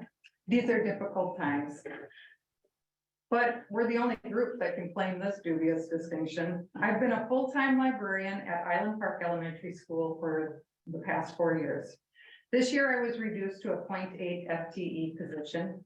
This new proposal will put the librarians at a 0.6 FTE, which is not a livable income in Seattle. And I wonder why we're being singled out every year. A library program is more than reading books and checking out books.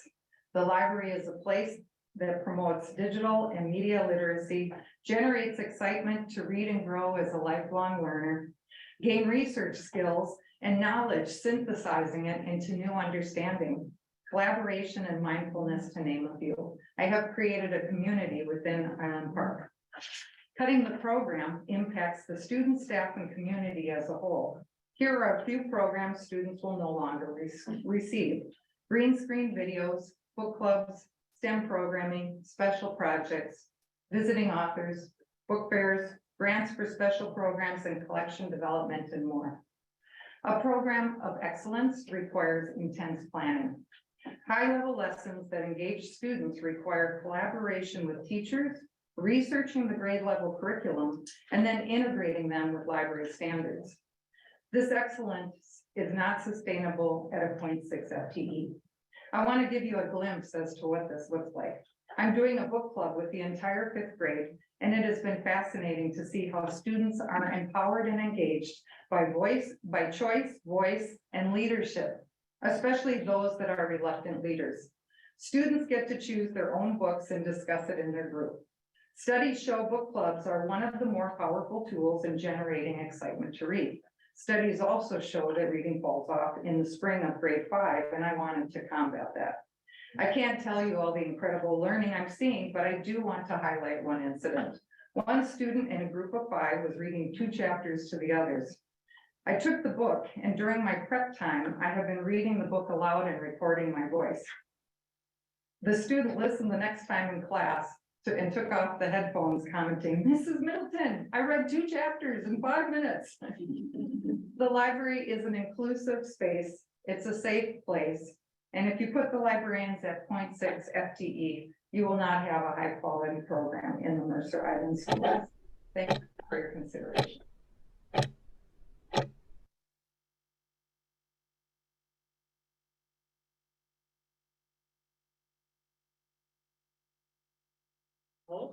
Alice Larkin, she might be, oh, good. Yeah. Cheers. In person. All right. I'm Alice Larkin. I teach 6th grade language arts and drama. I'm also on MIEA's exec board, and I'm on the joint MIEA-MISD finance committee. 2 weeks ago, I was surprised that when a proposal for an administrative raise was brought to the board meeting, there was no robust, difficult conversation about how the district planned to pay for this. That there was no wondering about the financial data that supported this request. In fact, I heard no interest in data at all, or of how it looked when staff had been told that if we expect competitive pay, that there will be risks. In fact, it was discussed that this raise would be what certificated received, but that too was untrue. While it was close, the admin raise proposed 2 weeks ago was actually higher than what certificated received, 3.7% versus 3.683% received by certificated. The data is there to corroborate this fact. And that there was a concern about admin pay since McCleary. I really recommend that you research McCleary and its intent to better understand why it took 14 years and a court order for the state to finally meet its obligation to its constitutional mandate to schools and staff.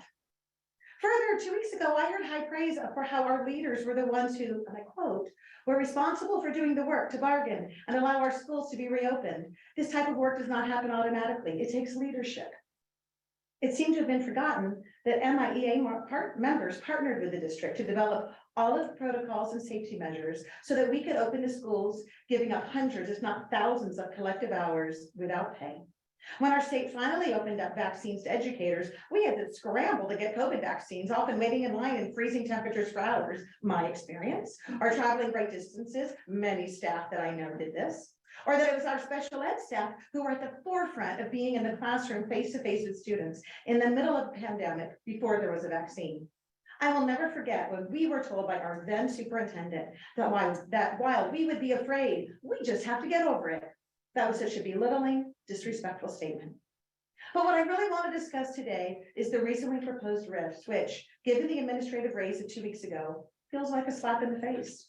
I have had many members talk to me about the hypocrisy of people having to make gut-wrenching decisions of staying at MISD right after a raise being approved for admin. And I want specifically to mention our elementary librarians who already took a reduction to 0.8 FTE and are now facing a potential 0.6. As the daughter of a librarian, hey mom, I know the importance of librarians to the health and culture of the school. Our librarians teach students how to manage, vet, sort, and access information in a systematic way. These skills are crucial in today's world where students are inundated with information. Our librarians deserve respect. This cut, on top of the previous cuts, shows an utter disrespect for the critical work that they do. Thank you for your time.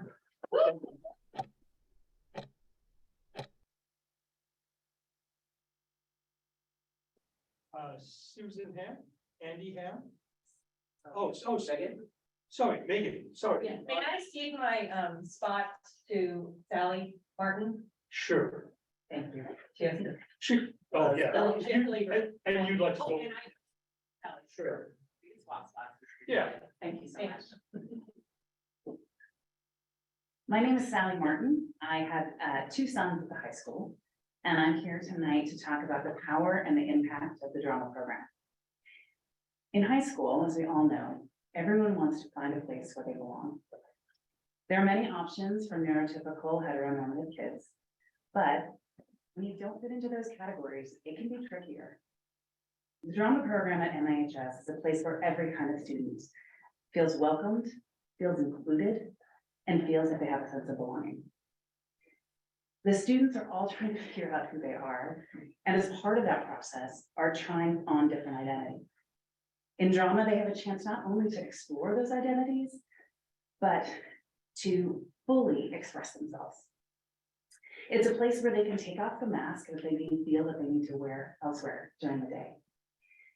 It is a place where they know they are safe. I'm mindful too of the middle school students who come to see the performers, read those bios, and perhaps recognize some of themselves, maybe in a way that they can't even yet put into words. But they know that the drama program could be a place where they can belong to. On a personal level, both of my sons are in the drama program. My younger son is a freshman this year, and he's passionate about musical theater. Starting in 5th grade, at his request, he went to school off island, and COVID aside, middle school was a little bumpy. He came out as trans at a all-girls school, and my husband and I could not be more proud of him. We've watched our older son enjoy drama 1 and drama 2 thoroughly for the last 3 years. And so we decided to re-enroll our younger son in the school district because of the drama program. He has theater tech and drama 1 every day and is happier in school than he has been in a long time. His transition to high school would not have been as successful without the drama program, and my husband and I are grateful for it. Cutting an aspect of the drama program will impact a group of kids who may not have another home where they feel they belong in the building. Thank you. Thanks.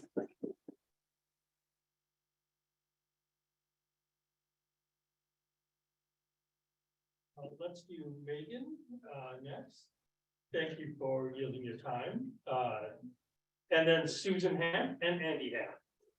All right, good afternoon, good evening. My name is Megan Gradick. I'm a parent of 3 Mercer Island high school students, 1 recent grad, 1 senior, and 1 current freshman. It will be hard to refute in a few minutes after you listen to more people speak from the program that Mercer Island Drama Program supports the Mercer Island School District's values, supporting students as the priority. And for the community members, I'm just going to read what the values are. It's plastered on the website. I was able to copy it.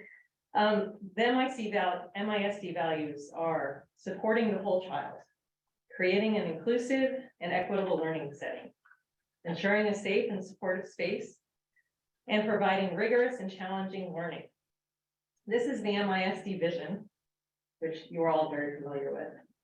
And it echoes what we will hear from the speakers about the MISD drama program in a few minutes. We know that you, the school board, values the drama program. But let me ask, how many other programs teachers identified in this RIF have been awarded Certificated Teacher of the Year? This past year, the last time I was at the board meeting was to support Daniela Melgar in her Teacher of the Year award. How many other programs identified for a RIF are highlighted in the Mercer Island School Profile as award winning? I believe this is the profile that colleges receive. Right, second page, MIHS Drama Program. Last year, the MI Drama Program won 3 state awards and 7 nominations from the Fifth Avenue Theater. And lastly, I asked the board, have you exhausted all possibilities, all alternatives before implementing a reduction in force for the drama department?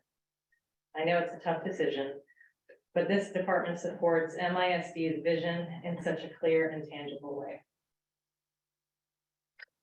Thank you for your consideration. Thank you.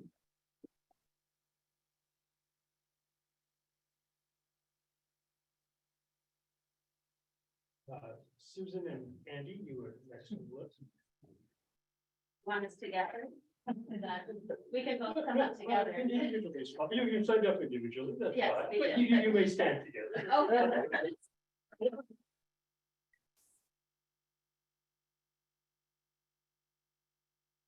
Okay, my name is Susan Ham, and I have been an elementary music specialist within the district for the past 20 years. I'm speaking tonight to share my heartfelt concern about the proposed rifts or reduction in force to the elementary specialist positions for both the employees and for our students and the district. Consequences to your employees. By cutting the FTE of elementary specialists, you are impacting their ability to make a living. For our younger teachers, to pay for rent and food. For our more experienced teachers, to save for retirement. You are impacting their ability to earn the years needed to advance their experience seniority and extending their years until retirement. With the present practice of the district, possibly due to state law, your action will automatically cause them to lose a portion of their accrued sick leave, possibly costing thousands of dollars. And on top of this, they will lose their standing as full-time employees within the district, restricting their flexibility to move into other full-time positions. Faced with these penalties, these specialists are in crisis. A librarian is not only faced with the heartbreak of knowing their employers don't value them enough to keep them at least the 8.8 FTE they've already been reduced to. They are now facing the fact that they cannot imagine doing their job that they love with such a reduced schedule and making a living with only 0.6 of the regular salary, potentially forcing them to move out of it. They have created so many lasting bonds. The 6 out of 8 elementary music and PE specialists who are slated to be ripped are faced with a similar heartbreak of knowing their employers feel saving less than $100,000 is more important than keeping their employment whole. They are also faced with the heartache of deciding if they need to leave Mercer Island and the school they love. They see what the district is proposing to do to their librarian colleagues and have no confidence that this will not happen to them in future years. And on top of this personal turmoil, those music and PE teachers with seniority are facing the agonizing decision of whether they displace one of their beloved colleagues at another school so they can remain a full-time employee. Do I sacrifice my livelihood and future so that my colleague can remain whole? Do I force the PE teacher or music teacher whom their students, staff, and community adore out of their school so that I can make a living? And those with less seniority are calling those with more seniority and saying, it's okay, I understand. I may need to leave the district, but I understand. These are the thoughts that many of your elementary specialists are facing now, while trying their best to give their all for their students, for your students. They are in shock, they are scared, they are mad, and they are sad. And the second half of my, of this. Yeah, I'd like to cede my time to Susan, if you could cut her thoughts. Is that acceptable? That's good. Okay. Consequences to our students and school communities. Elementary specialists are the only certificated teachers who interact with every student within your elementary schools. They welcome your children in as kindergartners, and at the end of 6 years, they celebrate their graduation in middle school. They form a unique bond with both the students and their families during those 6 years. I would even say our Mercer Island elementary specialists are an integral part of the culture and community of their schools. They engage with countless volunteers and organize book fairs, track and field days, musical performances, evening family events, whole school assemblies, and visiting guests. As the only certificated staff who have regular contact with each and every student, they build deep and trusting relationships with students and collaborate with classroom teachers and others so that all can develop a broader understanding of each student.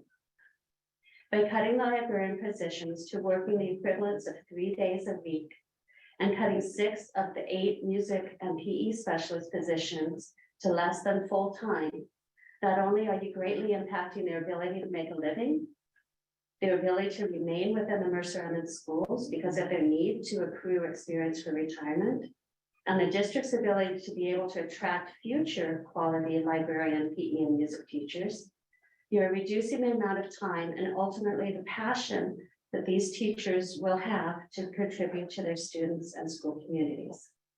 By cutting the positions so that they are less full, you are saying that their livelihood, their worth within this district is not a priority. And to be contemplating this within weeks after awarding our administrators a pay increase that equated them to receiving more than the teachers and classified employees received is especially hurtful. What would the cost be to the district to maintain these positions? And what is the cost to the students, community, and these hopefully valued employees not to maintain these positions? Thank you for your time. Thank you.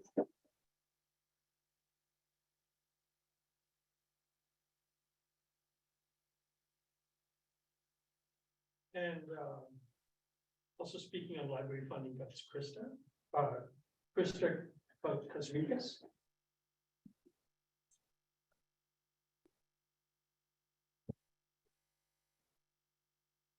Thank you very much for allowing me the opportunity to speak. I have 2 students in the district, and this year I'm also the PTA library liaison for Island Park Elementary. And I work regularly seeing the work that the librarian does with the students. Every student comes to the library for 30 minutes a week, and there's lessons that the librarian gives. Books are read, discussions about how to write and such lessons. And the kids are so excited to check out their books and to be there. And the librarian knows everyone's name, which is amazing, and what they like to read and can recommend different books. We recently had the opportunity to have Ben Clanton, who's a famous author, come to the school. And that was only in part because of the librarian's hard work to bring something like that to the school.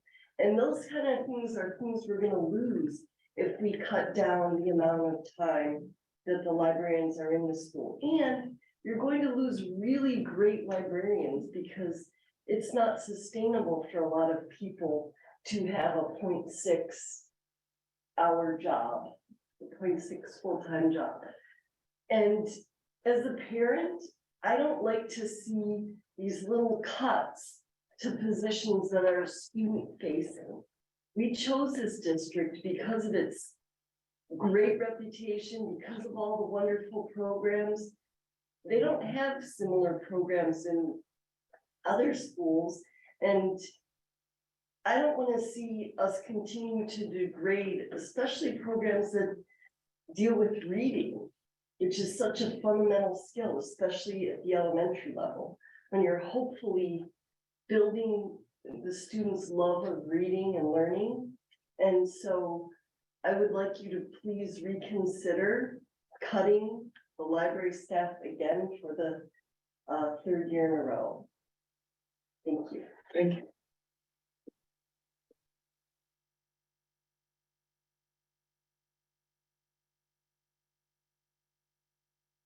So I believe we've got a few students speaking on drama. So I'll have you come up one at a time.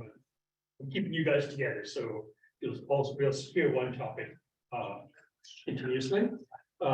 Jack Martin, Milo Mitchell Miller, and Jonathan Agar, I think next 3 up. So Jack Martin, is Jack here?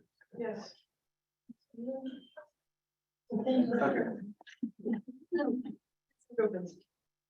Okay, good evening, everyone. Thank you for allowing me to speak tonight. My name is Jonathan Agar, and I'm here to talk about a subject that is very dear to my heart, the drama improv class at Mercer Island High School. Now, I understand that one of the classes in drama is potentially being cut for next year, but I'm asking you to reconsider. Let me tell you why. First, I want to emphasize the benefits of improv. I describe it as a family. Improv has been proven to increase cognitive and creative skills and enhance communication and social skills. This class has given me an opportunity to develop these skills in a safe and supportive environment. I've learned to trust my instincts, think outside the box, and take risks, all valuable skills that will serve me well in the future. Moreover, taking the drama improv class has been an incredible 2-year journey for me. It's been a fantastic experience to watch myself and my classmates grow and develop over time. Each unique semester builds on the knowledge acquired through the course of the year, and in-class work helps us prepare for an improv show at the end of the semester. It's been an incredibly rewarding class, it's been incredibly rewarding to see the progress we've made and to perform in front of an audience. But the benefits of this class extend far beyond just the academic or artistic realm. As I mentioned earlier, drama classes at Mercer Island High School are like family. We support each other, we have each other's backs, and we're there for each other in the good times and the bad. This sense of community is something that's hard to combine with other classes or extracurricular activities. It's a safe space where we can be ourselves and express ourselves without fear of judgment or ridicule. I also want to address the misconception that drama improv is only for theater kids. This couldn't be further from the truth. The drama improv class is for everyone, regardless of skill level, experience, or background. It's a welcoming and inclusive environment that encourages creativity, collaboration, and personal growth. I've seen students from all walks of life take this class and thrive in ways they never thought was possible. Finally, I want to stress that cutting any drama class, including the drama improv class, would be a missed opportunity for future students. This class has been a highlight of my high school experience, and I know it will be for many others as well. It's a unique and valuable offering that sets Mercer Island High School apart from other schools in the area. By cutting it, we'd be depriving future students of the chance to grow, learn, and have fun in a way that only the drama improv class can offer. In conclusion, I urge you to reconsider cutting any one of the drama classes from Mercer Island High School. They're all delightful experiences that have helped me grow as a person. And I know it will do the same for others in the future. Thank you for your time, and I hope you'll make the right decision. Thank you.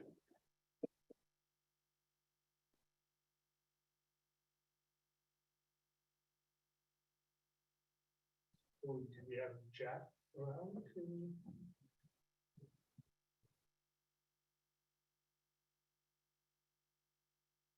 Hi, my name is Jack Martin. I'm a freshman in Drama 1 and Theater Tech classes. I'm not a person who is very interested in most courses that are strictly academic, so fine arts programs are extremely important to me. My older brother is a junior here and is in the theater program as well, and through him, I've secondhandly experienced drama programs both before and after I came here. I had other choices for high schools, but I chose this one, and the main reason I did was the theater opportunities.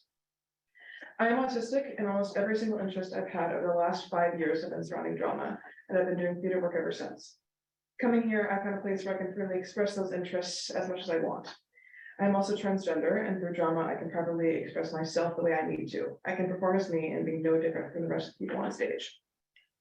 Both drama courses I take are something I'm always looking forward to. Being in Drama 1 and Theater Tech has helped me through my first year here, socially, academically, and mentally. They're the reasons I have motivation for school and provide mental breaks from other more overstimulating classes, breaks that are necessary for students to stay focused and attentive during the school day. There is an idea of a third space in people's lives, a place between their home and their school or workplace that provides a break from both. For me, the theater is my third space. My off period is directly before Theater Tech, and since the start of the school year, I've spent that period in the Performing Arts Center, either getting homework done, taking a break, or helping with extra tech work. On days I need a place to eat or I have to stay after school, I will never hesitate to go there. It's a space I know I can be truly comfortable in. Additionally, the students in the drama classes here are some of the kindest and most accepting people I've met. I've never felt safer in a school space before. I've never been scared to speak up, pitch an idea, or give recommendations in either of these classes, which is something I have been reluctant to do in every single other class I take, and something I've felt since 5th grade. I'm not particularly good at improv. It's something that I've never been proficient in, but I know how important it is as an aspect of theater and also what it means to other students. To me, simple everyday things like holding a conversation are full of improv. In Drama 1, I have been pushed and encouraged by both Ms. Melgar and my peers to participate in improv games and activities.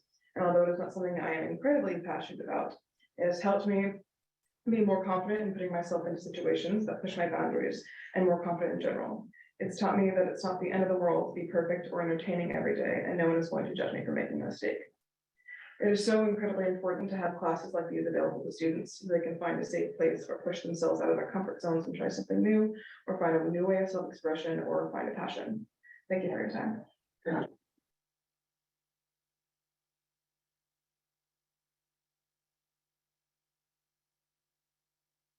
Well, let's do Milo Miller next, and then Chase Urban and Milo Tegerman. I think you also has Sadie Jensen. Oh, did I? Yes. Oh, yes, sorry. And we'll do Sadie after. Yes. Hi, my name is Milo Miller. I go by he, him pronouns. The MIHS drama program has been my community, my family, and my inspiration throughout all 4 years of high school. It would be very difficult for me to overstate the impact that this program has had on my life. I did not go into high school with a huge amount of optimism. My mental health was struggling. I had just spent a year facing daily transphobia from teachers and students, and hearing high school horror stories from my older family and friends certainly didn't help either. Get in, keep my head down, and get out was my mindset. The one thing about high school I was truly excited about was drama. I had spent years watching the older actors and drama 2 productions with awe. I felt the magic they were creating, and I wanted to be part of it. I took drama 1 as a freshman. I'll admit it, I was a bit cocky. I wanted to jump straight into the full plays, but I am forever grateful I didn't. I learned more about acting in that class than I had amassed in my 10 years of prior theater experience. That was the first gift the MIHS drama program gave me, turning me from just an actor to a theater student. COVID hit drama hard, but it also illuminated the strengths of our program as a whole organism. Theater perseveres. So in the summer of 2021, my friends and I organized weekly brunches at Luther Burbank to jumpstart the community that's necessary for good theater. In all drama classes, students walk in with the expectation of friendship, inclusion, and hard work, and we leave with a support network that spans all 4 of our classes. After I learned how to be a theater student, drama 2 taught me how to be a theater leader and friend. My biggest insecurities, my voice and my body became my most important tools. My loudness, my nerdiness, my vulnerability, my queerness, all celebrated and embraced with open arms. Almost all of my closest, most meaningful, formative friendships have come from drama 2. Drama taught me to trust myself. The more work I put into shows, the more comfortable I get on stage, and the character's confidence becomes my confidence. I've discovered my love for playwriting and directing, things I would have been too nervous to try a few years ago. And beyond drama, I speak more in my classes, make friends easier, and take care of myself when I need to. I am no longer a sad, scared little freshman, just trying to speed through high school as quickly as possible. I found my place in this school. I found my people and my passion. I found a reason to go to school every day. And I shudder to think what my life might have been without the support of this community. Each one of our classes is essential to maintaining a vibrant, inclusive, dramatic program. Thank you.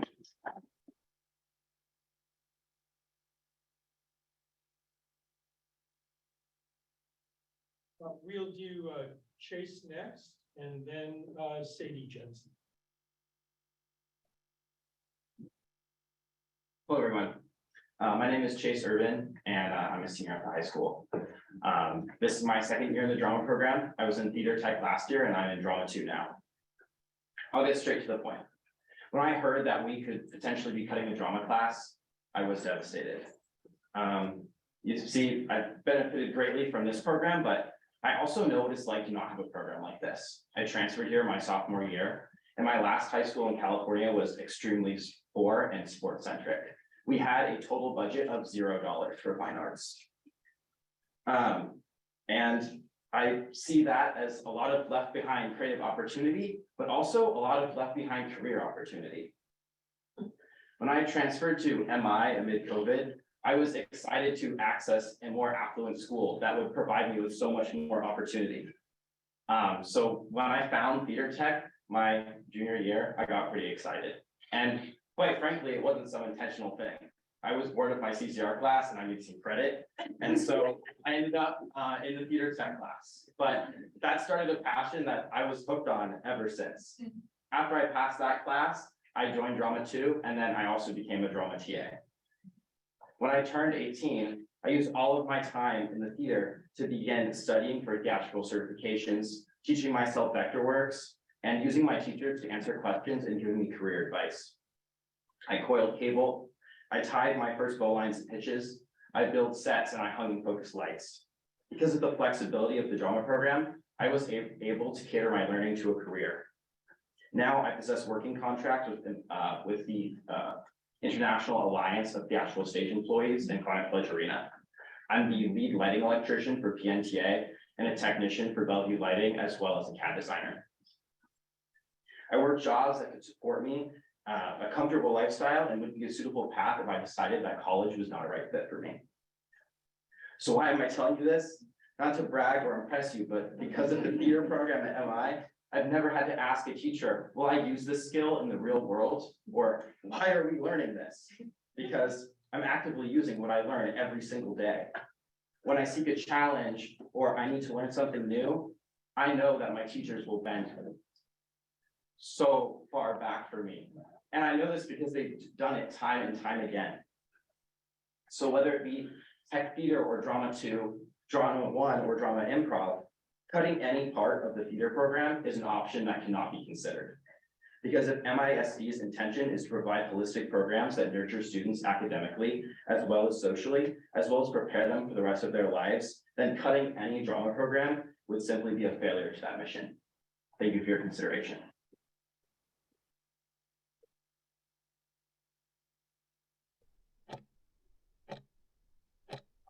Sadie, next, and then Milo Tagaman after that. Hi, my name is Sadie Jensen, and I am this year's drama president. Drama has been a huge part of my high school experience. I've taken drama 1 my freshman year, drama 2 my sophomore, junior, and senior year, and drama improv my freshman and junior year. When I found out that one of our drama classes was at risk of being cut, my heart sank. The program means so much to me and so many other people. Every aspect of the theater department here at MIHS plays a crucial and important role, and if one class or part gets cut, our entire program will suffer. Today, I want to focus on my experience in drama improv. Drama improv has been one of my favorite classes at the high school because of how unique it is from other courses. Improv teaches lifelong skills that can be applied anywhere. It teaches you how to problem solve, use your imagination, collaborate with the team, be creative, gain confidence, and so many more valuable tools that can be used in your everyday life. For example, in my freshman year, we had a whole unit where we would practice for job interviews. Improv is used by everyone, and having a place to strengthen these skills in a fun and entertaining way is incredibly beneficial. The main thing I want to emphasize, however, is the community within the drama department. How many classes have an entire class group chat? Drama does. In all honesty, drama classes are the only classes where I've actually had a conversation with every single other student.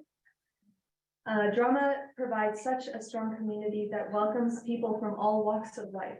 Likewise, improv in specifics has such a wide range of individuals from all backgrounds, grades, and social groups. And yet everyone comes together and creates an incredibly supportive and safe space for people to learn and take risks. As someone who suffers from a variety of mental disorders myself, having a place where I can let down my mask and be myself without a fear of judgment is something I am incredibly grateful for, and I know others feel the same. The people I've met in the drama department have not only become my best friends, but my family. It's because of this community and these people that I'm going on to study theater performance in college. Every part of the drama department intertwines with the others, and cutting one aspect will leave not only a huge hole in our department, but it will also leave kids without a place to express themselves free of judgment. I hope you will rethink your decision of cutting down our drama department after hearing the impact it has had on me and all of us here today. Thank you, Steve.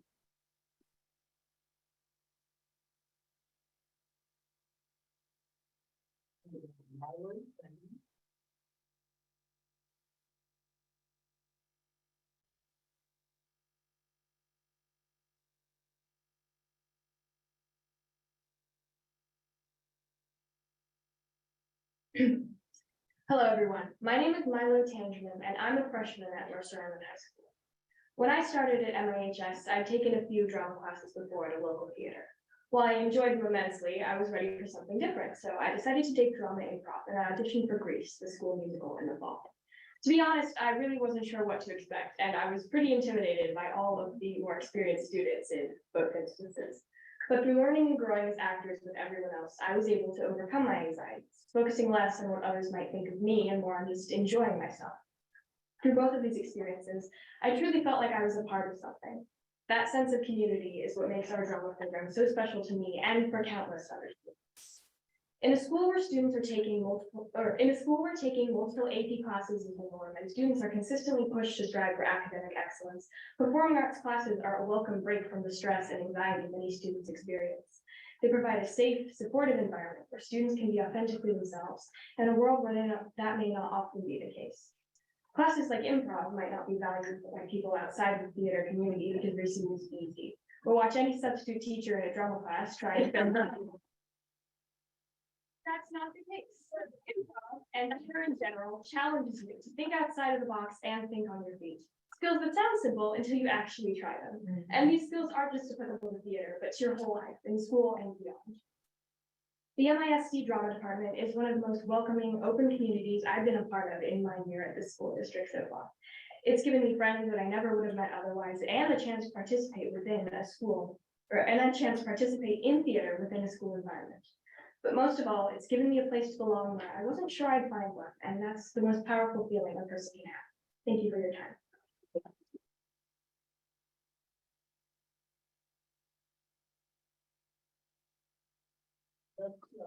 Thank you all. That's everyone I had on the list who signed up. If anybody would like to speak for 3 minutes or so on the topics, if you hadn't signed up.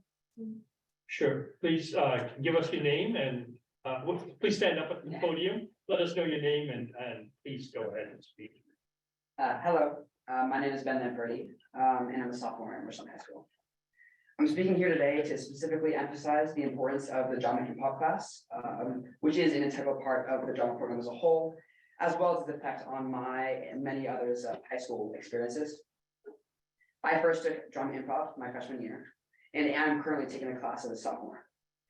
Choosing my classes for high school as an 8th grader was a daunting experience, as I knew that the classes I chose would affect how I act, what I'm interested in academically, and who I would make friends with. In retrospect, me signing up for improv ended up being one of the most impactful decisions for making me who I am today.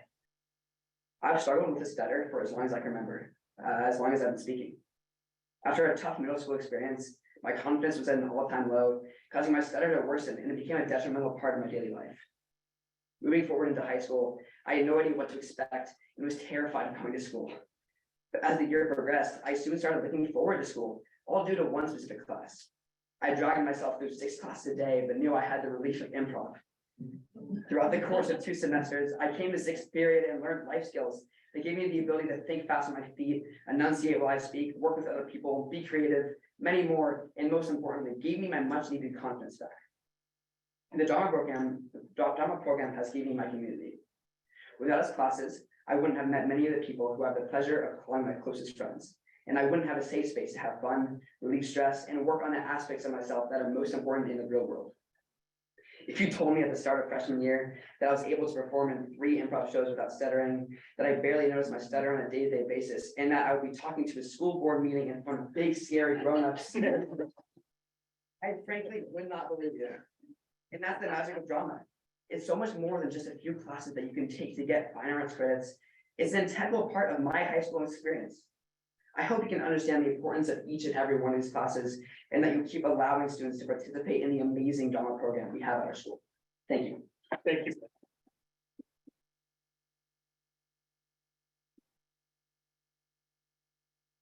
Is there anybody else who would like to speak? Could we put up a?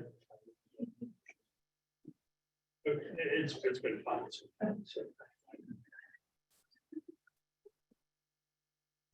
Thank you for the opportunity to. I feel inspired by this.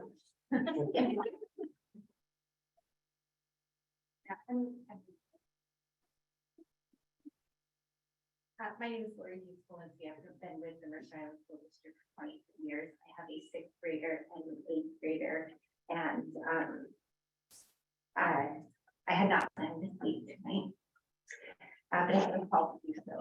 there is a theme in every speaker's message. Be that from the Pathfinder to the swim team, drama club, to our librarian. Each one is chosen about relationships that they have. And sense of community.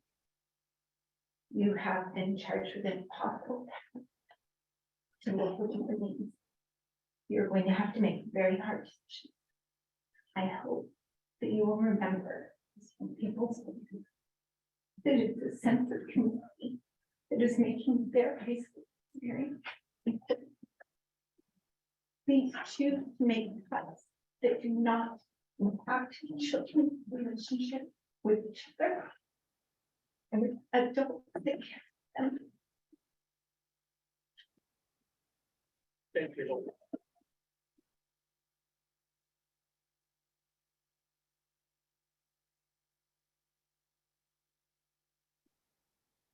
Is anyone else who's feeling improvisional? Sure, please, come up. State your name and, hello, everyone. My name is Alden Ritter, and I am a junior at Mercer Island High School, so I'll keep it straight to the point. I had pretty severe social anxiety when I first started this year, and I'm just kind of feeling that now even. But starting going out of COVID, I was a very shy student and very often struggled even talking to my friends, and would just wait for people to reach out to me to take any chance to make any sort of connection. And this was a very unhealthy lifestyle that led to me isolating and just developing a very reclusive lifestyle. It wasn't good for me, but classes such as drama improv have taught me how to kind of talk to people again and find my people.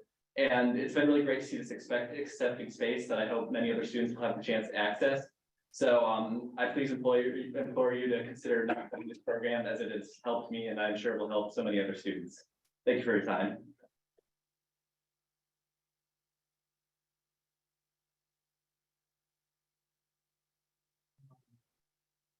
anyone else? Please, state your name and. Hi, I'm Katie McGuire and I am a sophomore at Mercer Island High School. When I first got to the high school 2 years ago, I wasn't expecting to go into drama class. I had done some like extra camps at the local theaters because I was very hyper and my parents wanted to get me out of the house. But I never really felt that big of a connection with it until I got to this school. I was bullied throughout most of the years, and then when I came out as queer in middle school, the bullying got so much worse, and I kind of just like Milo mentioned, I just wanted to lower my head down and get out of this school as much as possible. But then I talked to some of my older friends and they forced me pretty much to join drama class, and I joined it and it became one of the most important things out of my high school year. I mean, I've only had two, but like, I have learned so much, and one of the main things that I think really helped me is that instead of, we don't just do plays, we do stories. Instead, the first play that I did in freshman year was the Laramie Project, a story about Matthew Shepard, who was a hate crime in 1998. I had the opportunity of playing Dennis Shepard, and just being someone who had been told that my identity was wrong for so long in my life, it just made me feel incredible that we were telling this story and that I could meet people that shared experiences with me about everything. And it really helped with everything. And I was not expecting to become one of these kids, like one of the theater kids here. But now I am at the age where I'm looking at the colleges and I know that I want to go in for cinema and cinematography and all that other stuff because of this class. And I know some people think that it's just for theater kids, just for loud kids who sing show tunes. But it means so much. Think of your favorite actors. Chris Evans was a theater kid, or Mark Ruffalo was a theater kid, or they mean Marvel actors, but just all the people in the movies, they were theater kids. And it's so important to people. And I know you're going to have to make a really tough decision, but I hope that you understand how important it is to all of us and how much it's changed our lives, and it is the reason I go to school every day. Thank you. Thank you.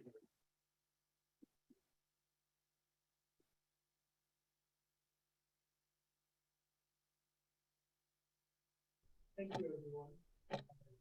Going once, going twice, if there's anyone else who'd like to talk. Thank you. I'm glad everyone had a chance to come and speak. Very much appreciate the public input. It's very meaningful to all of us on the board, both your emails as well as your personal speeches and discussions here from staff and students alike on our topics. So thank you very much.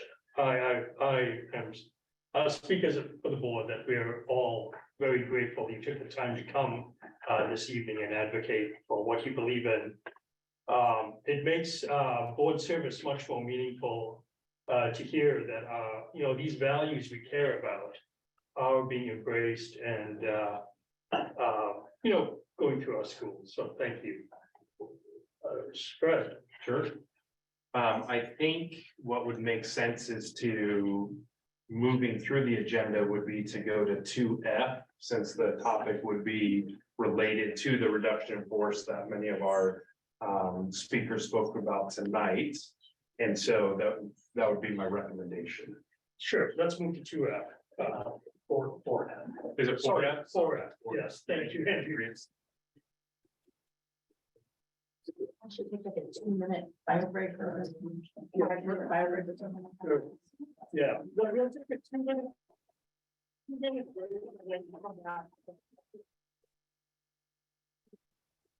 I know, I'm like, thank you.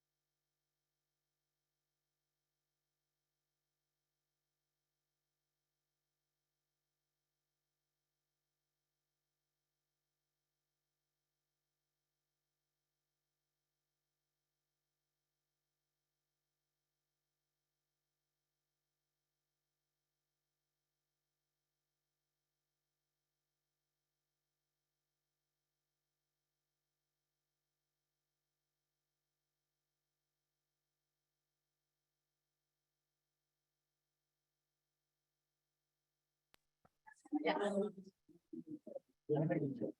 let's bring this meeting back, in session. Thank you very much.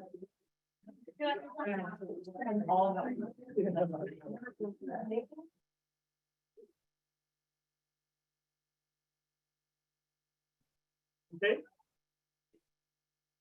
Yeah.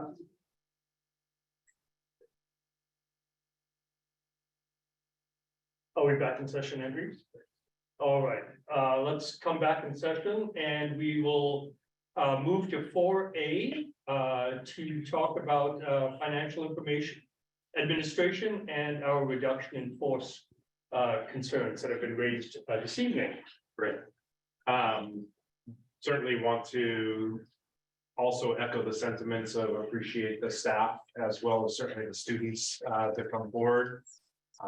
As I said, listen to those. I certainly am reminded about what has kept me here and what I've talked about, and that are relationships, and those are the connections, but also the passion and support that we get from our families, from our students and our staff. And so earlier this week, I had a chance to pre-record and send out to all of our staff a continuation of a commitment that I made to you as a school board and certainly to our community when I was hired, and that is to be transparent, open and honest all the way through the process. And that's not just with the RIF piece, RIF resolution.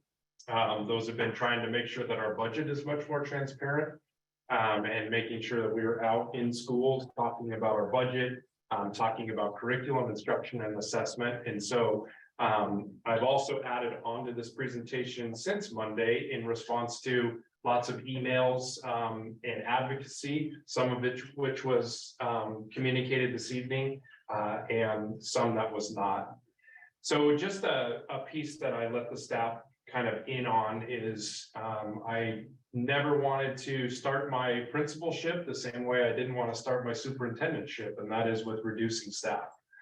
I was the principal of Saddle Ranch Elementary, hired in, I think, 2005. And it was a school of 850 students. And I was hired because the principal who I replaced was hired to go start a new school to alleviate our pressure. And so we went from 850 to 600, and I had to spend that entire first year, particularly the spring, during this time of figuring out how to not only say goodbye to families and students, but also to staff, and which staff members would go to the new school, which staff members would stay, which wouldn't have a place in either and would have to go to another school. And as a first-year principal, that was certainly a grueling experience. It's emotional. It is challenging. We're talking about people's lives. We're talking about their passions. We're talking about their professions and their community. And so here I am as a first-year superintendent, facing some of those similar challenges. When I arrived here in 2009, we were kind of still right in the midst of the recession. The school district was going through some reductions in force, mainly on the classified side.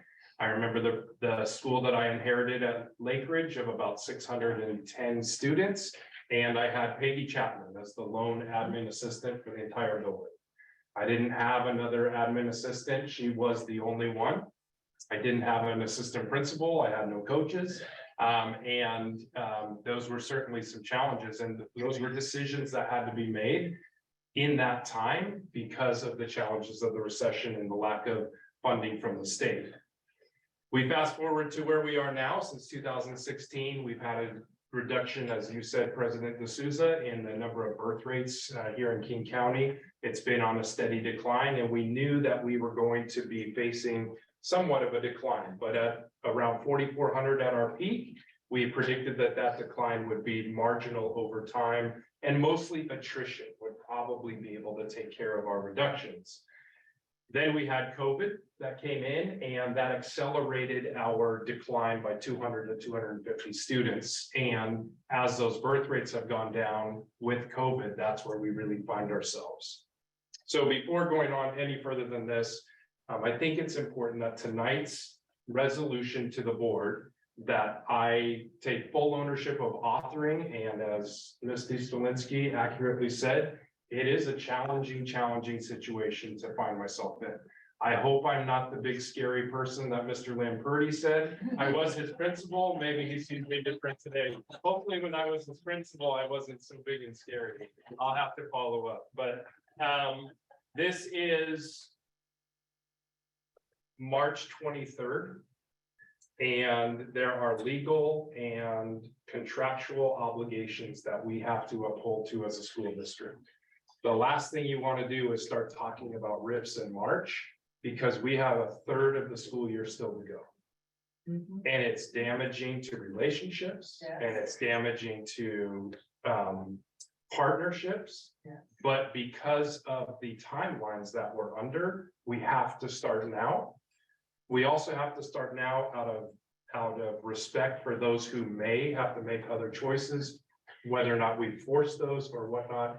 And so I know it's not ideal. And but we have to start somewhere. So tonight's resolution is, here's where we are right now. But we have an entire month till April 20th before you take action on this. But I'll go into that timeline. But I think it's important, and I want everyone to know that this is where we sit today, and a RIF is the authority to do something by the board to the superintendent. It isn't a guarantee. And so I think the request to look at all available means and options, that's what the next several months affords us as we work towards May 15th. And I'll talk a little bit more about that. So what I've learned as I've gone through these, especially as a younger principal, is that the first and most important thing is to communicate. Communicate clearly, communicate often, and so that we make sure that everyone understands what are the big picture elements, what are the small picture elements. And as I said earlier, I don't want surprises from the school board, you don't want surprises from me, and I don't want the community to be surprised either. We also have to be compassionate, as we saw, and we hear from our librarians, and it isn't just one teacher of the year. Ms. Middleton, you were also a teacher of the year last year. Ms. Camp.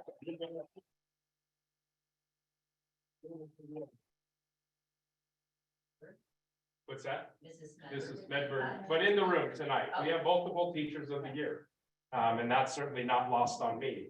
And there is a compassionate element about this, and I think our students captured that as well. We have to be consistent. We have to make sure that over the next several months that if we learn new information, we're consistently providing that, and we will. We have to maintain consistency in terms of what are our goals and what are we trying to achieve. And then I can't emphasize enough, we have to communicate.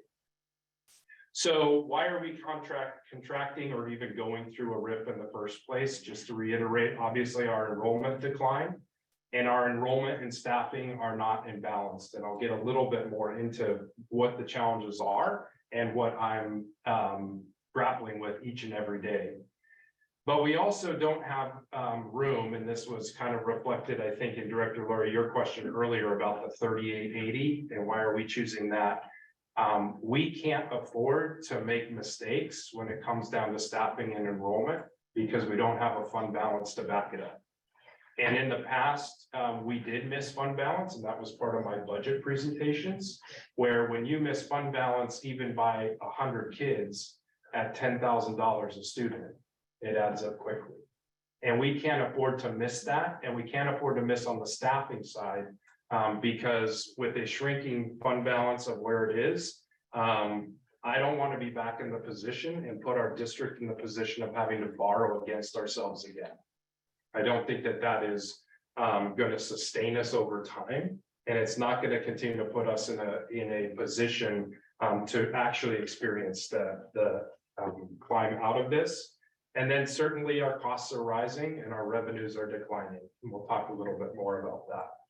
So when I think about the goals and objectives of the big picture, and that's from each individual student to all of our staff to our community, we certainly need a stable financial outlook and a strong foundation that is predictable and that is sustainable. We need to make sure that our staffing is more predictable, that our budgets are more predictable, that how we're allocating resources continue to match our values and our vision. And I certainly respect everything that was said tonight around how a decision to cut in a library or a decision to cut in a theater program, how does that match our values? And I see the juxtaposition there. My challenge is I have to figure out how to do that as well as build our stability back financially so that we can do this for the long run. I certainly will be the first to admit we need to be accountable to our staff, to our students, to our community members. That's accountability with how we're spending the money, but also making sure that we're allocating it into the right places that's going to benefit our students and our staff.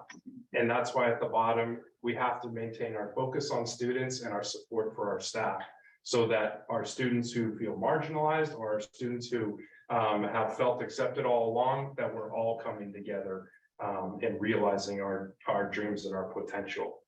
So as I mentioned, we have important dates ahead, and I think this is important for us all to remember. Tonight is just the first introduction, and it is, if we had to start school right now, this is what we're really looking at based on enrollment, based on staffing. And so that's why the resolution has come forward tonight with some of the reductions. Some have said, I'm surprised there's not a lot more in terms of the reductions.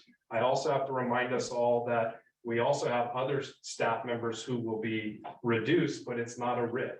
It's not a reduction in force because they're on a one-year only contract. And so those are other positions, but I own those too, and I'm sensitive to that as well. That it's not just people who are RIF. Oh, I know, it's you too. But I appreciate you being here. I know it's you too. Okay, and I want you to know that. The RIF resolution then would come back to you in April 20th. And that's when you would give or deny official or the authority for me as the superintendent to act on it. The legislative session ends right after that. And well, as long as they don't extend it, should end there. And then by May 15th, by contract, unless the legislators decide to extend their session, that's when the RIF has to be acted upon. So again, the timeline of this is not excellent, but it's also driven by state law and our contract.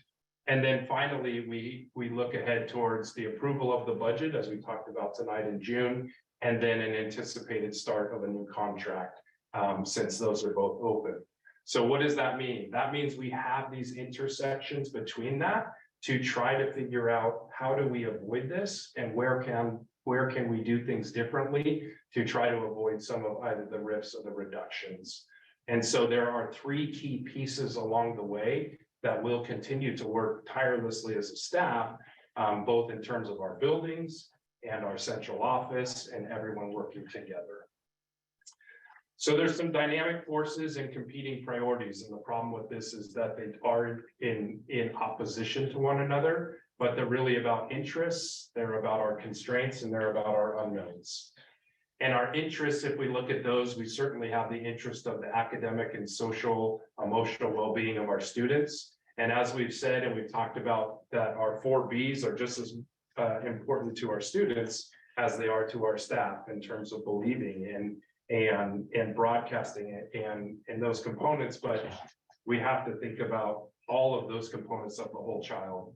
We know we want to be competitive with our compensation, with our staff.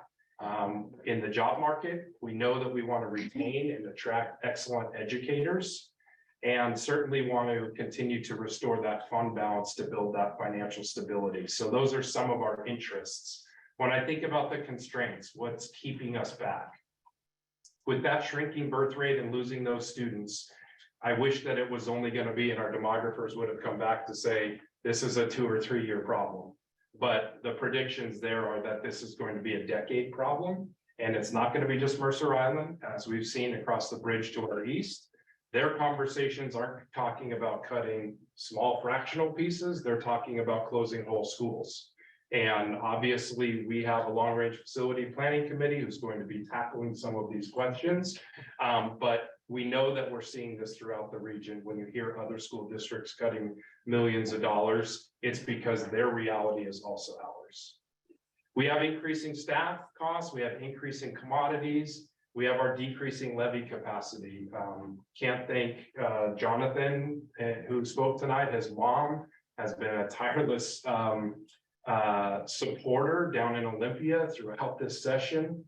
She's been on the calls, on the emails, trying to work with our legislators. Unfortunately, the levy capacity that we had asked our legislators to consider this year died in committee, never made it out of the House committee, and so we're gonna have to make another run at it next year.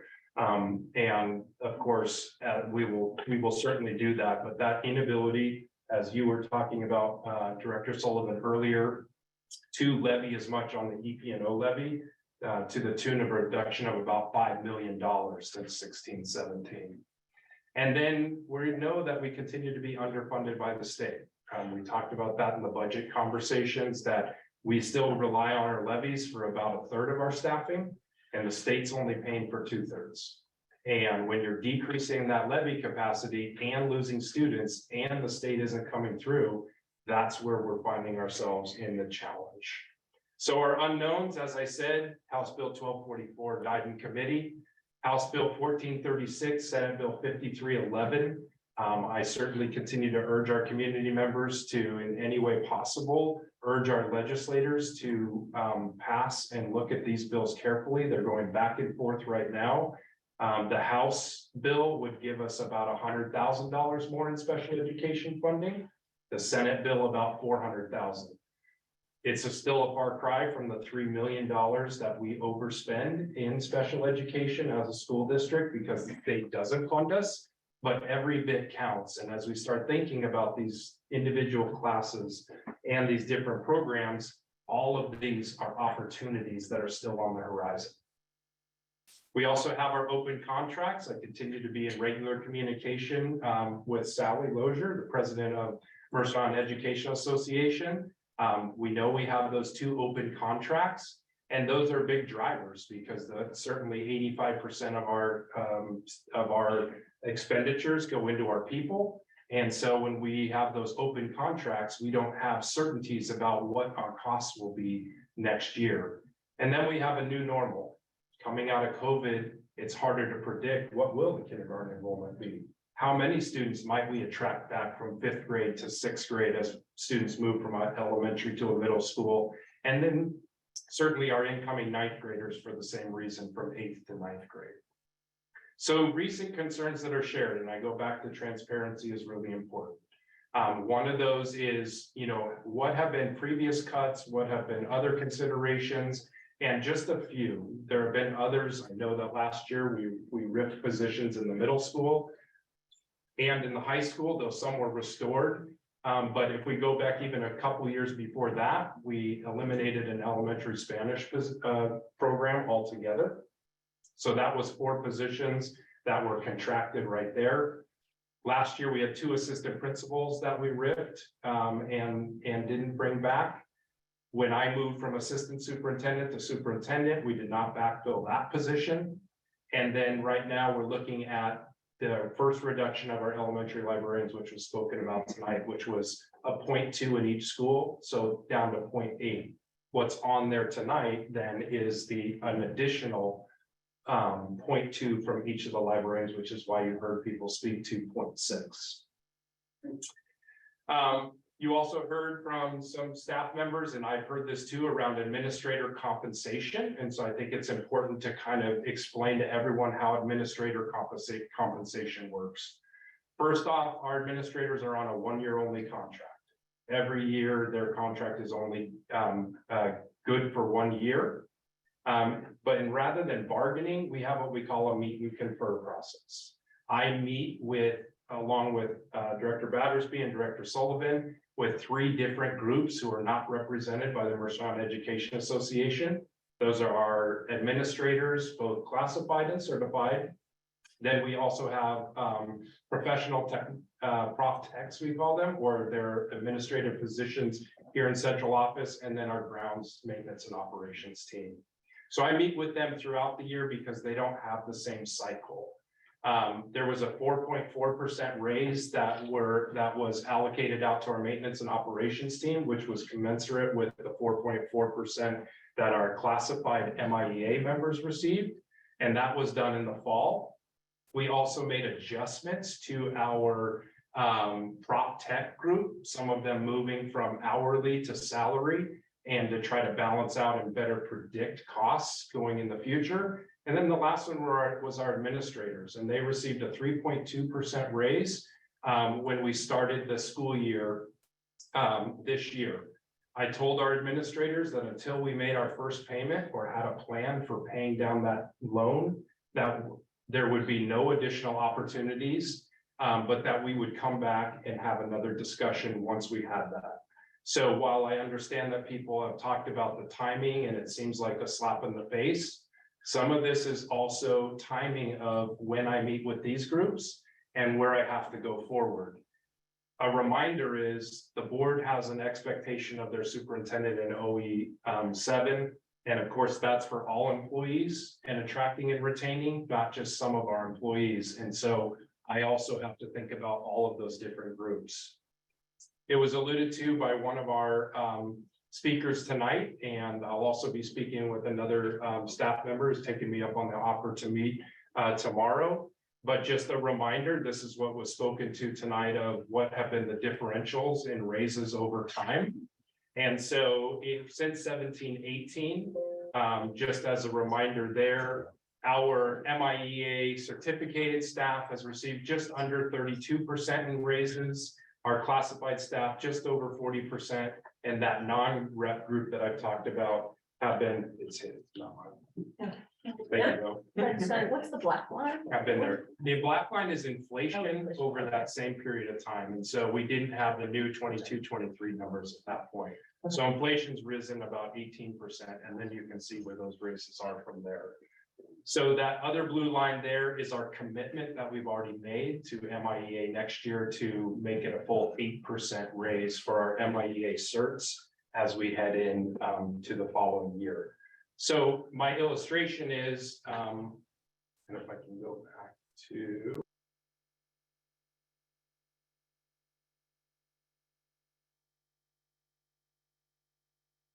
Harrison District, where I compare to, and people have asked, well, where do we rate in terms of, or where are we on comps with our building admin?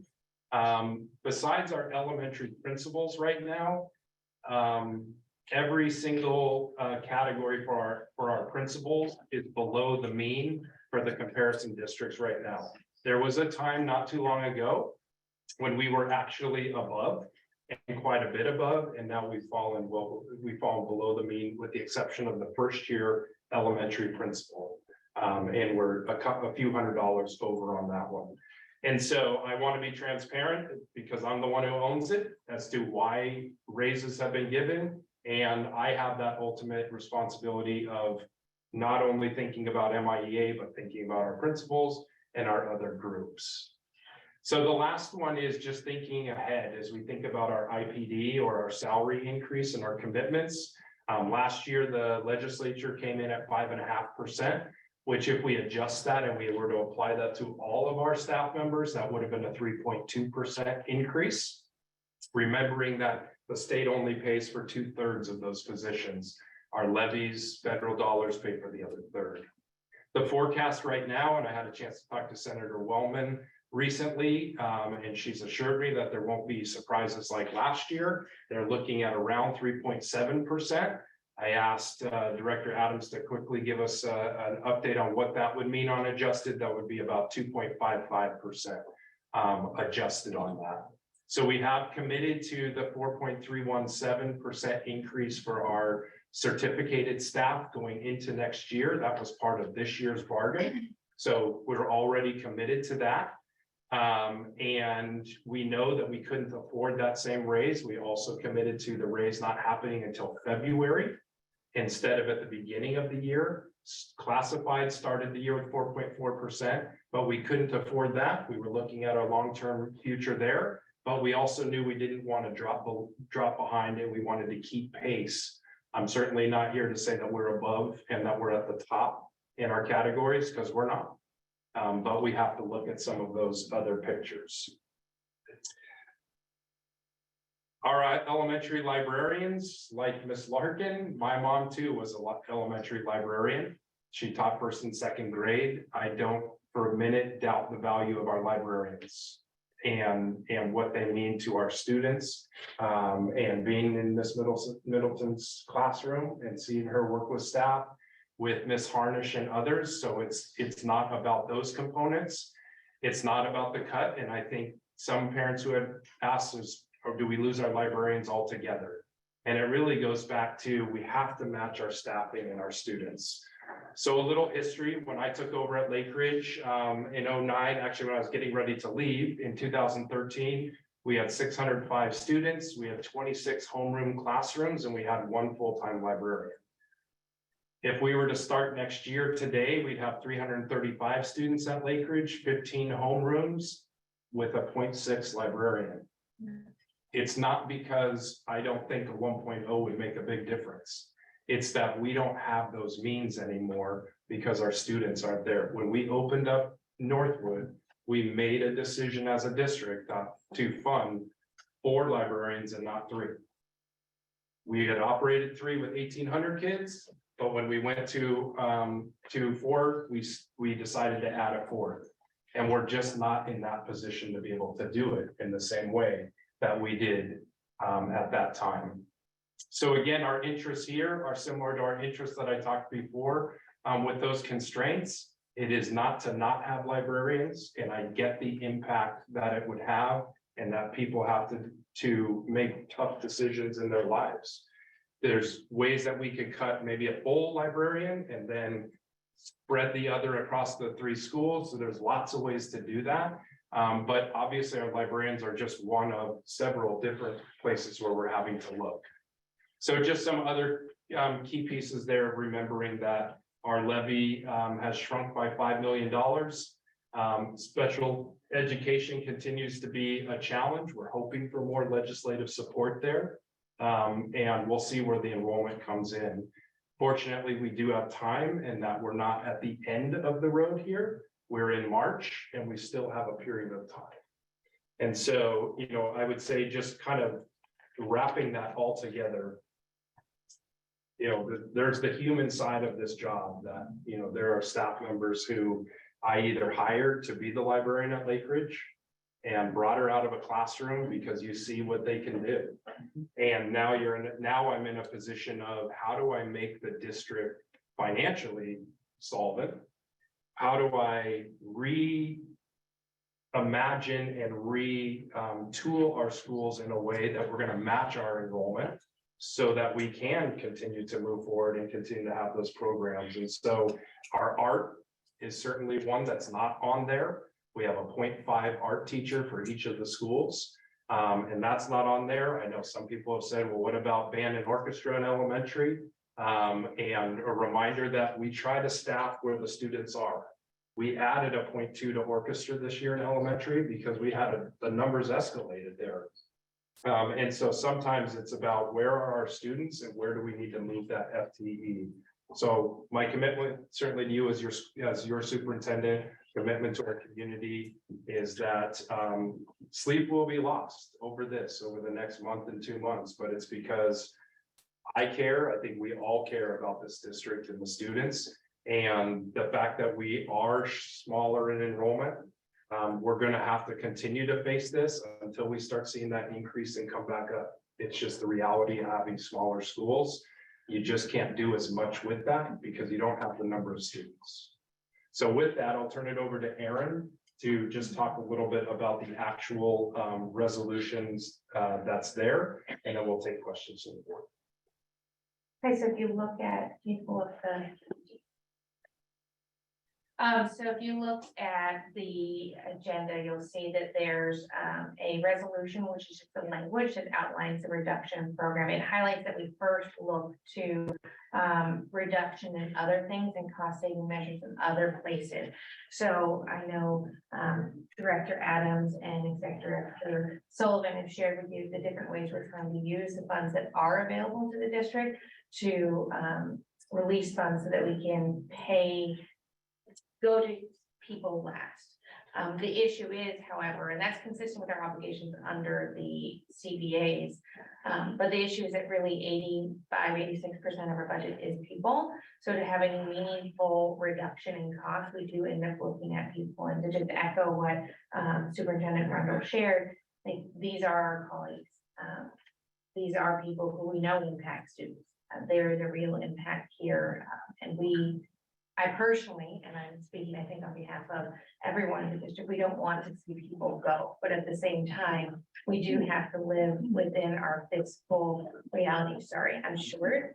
Still understand, okay, I'm shorter than the podium.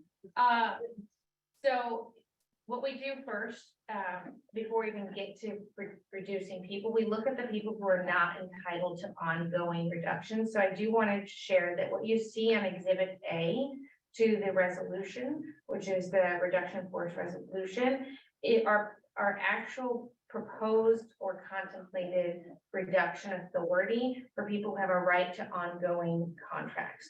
There are many people or employees within our system who have what we call limited or non-continuing contracts. So if a teacher is out on leave, the person we hire is on a non-continuing or limited contract, because that teacher who's on leave has a right to return. So they don't have an ongoing right. So we have our first place we look is, can we not backfill leaves? Can we reduce our offerings by not backfilling leaves? So you'll see the reduction in the overall offerings, or the overall amount of staff that we'll be employing next year, is greater than what you see here.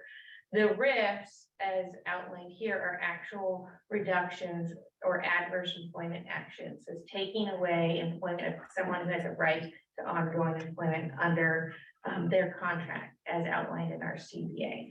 So what we've outlined is it's sort of by level. So at the elementary, which is grades K-5, there's no proposed reduction at the preschool level. The total 2.4 FTE reduction. There's an elementary librarian reduction, which is a 0.8 FTE, as Superintendent Rundle shared what that looks like. Not entirely clear as to how that will be allocated between them, but this is a 0.8 FTE reduction. There's an elementary education reduction, that's the elementary classroom teacher. That's eliminating 1.0 FTE, or that's one class section, one teacher. Elementary specialists, it's for both PE and music, it's eliminating a total of 0.3, which is approximately 0.1 per school.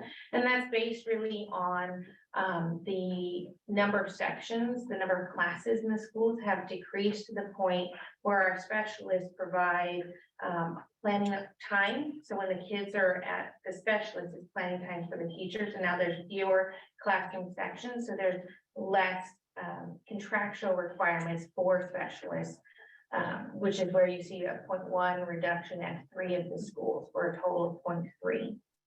So that's the entire proposed RIF at the elementary grades. Secondary grades, it's 6 through 8, so that's the middle school. Proposed reduction of 0.4 FTE, and that's in science. And again, that's based on student enrollment, and it's looking at reducing a 0.4 FTE. There are, again, other reductions, but those are based on not backfilling people who are on leave or who have resigned. And at secondary, it's a 1.8 FTE total reduction.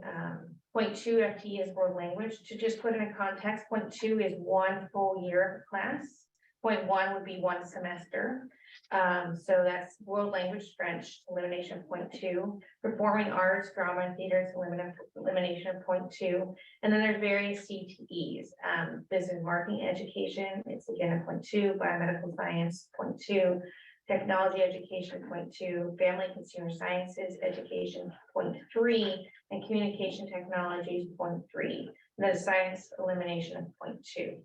So again, those are based on the decisions to reduce is really driven by student interest and student enrollment, because we're trying to live within our means, but still provide offerings to our kids based on where their interest lies. And Aaron, let me for a second.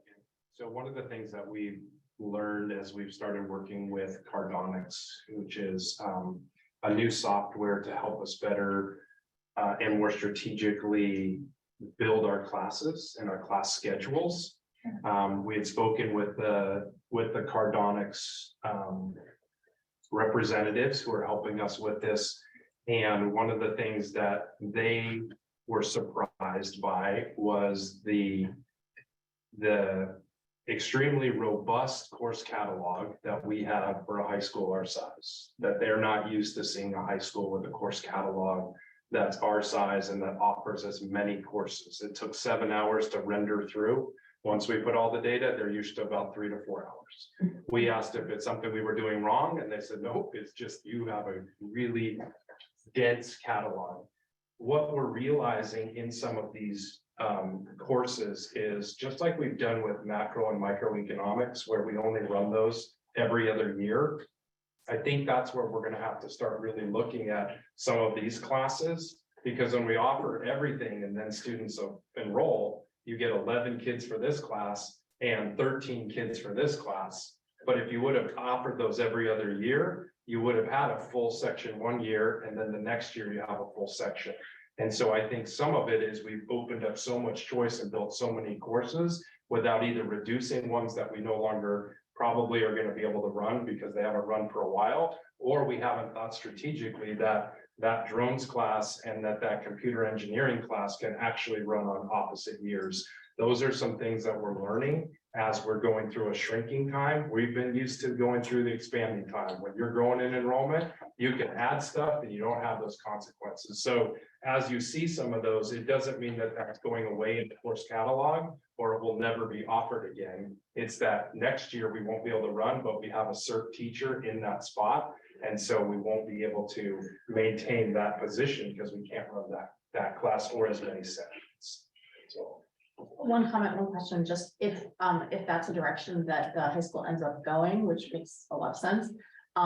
We might just need to think again about prerequisites and when certain classes have to be taken by. For example, I know right now that ninth graders are usually strongly discouraged from taking AP Comp Sci because they're ninth graders, right? But there are kids that come in who are ready to take that class in ninth grade, and if it means that they're then able to take a class in 10th grade, like if there's like 2 classes that run, every other year, and they want to take those classes in 10th and 11th grade, we don't want them to not have that opportunity or not be able to take those classes until they might not even be able to, if it was like 11th, 12th, whatever. So just we have to think about the whole path. Absolutely. And we had a robust conversation about a different topic, but it relates perfectly to that in the superintendent teaching and learning advisory yesterday. And we were talking about the tension between creating a pathway that's so tight for a student that they no longer are exploring all of the wonderful options, but also being realistic with students about if you are really interested in this, here are those courses. And now if we add in that there has to be a predictability that it's only going to be offered in your sophomore and senior year, right? You're going to have to think about that. We will have to. Like where are the on-ramps? So that was a comment. And then the question is just, sorry, back to Erin, can you just explain what that means in terms of French? Like, are you talking about, so 0.2 FTE is like 2 semesters of what would be going away? Like, so it would be, again, it's based on enrollment, so it'd be a like French 4. I don't know that it's French 4, it's based on enrollment in that class, but my understanding is not eliminating a pathway for French for a student to take French. So that's one thing, even if you have lower enrollment, you have to look at, do you reduce French 1? And we're not, so don't right on that. But that would limit people to then take French 2, French 3, and 4. So my understanding is not to limit people's pathways, but I couldn't be specific as to which French class that is. But that point, if you'd like me to do that, I'm happy to give you that. No, I just thought it was maybe clear and that I just hadn't understood it. So. In terms of French, what they normally do, and they do this in Chinese too, is a lot of times when there's when kids get high enough, there's less people that sign up, obviously, but they will combine AP and 4 or something. And then the teacher will just, half the class will teach and give the class work to do, and then they'll go to the other AP side. Because a lot of my good friends are French 4, AP French, or Chinese high level and stuff. Thank you. Thank you. And then moving on just to the next level is a reduction in district certificate of staff. These are still MIEA represented, and it's reduction in our instructional coach and a total of 1.5 FTE reduction across the district. So that's 1.5 FTE there. And then finally, there's a reduction in staff of a learning services coordinator. That's a 1.0 FTE to be completely transparent. We did reduce last year our assistant director of special services, even though our students receiving special services didn't decline.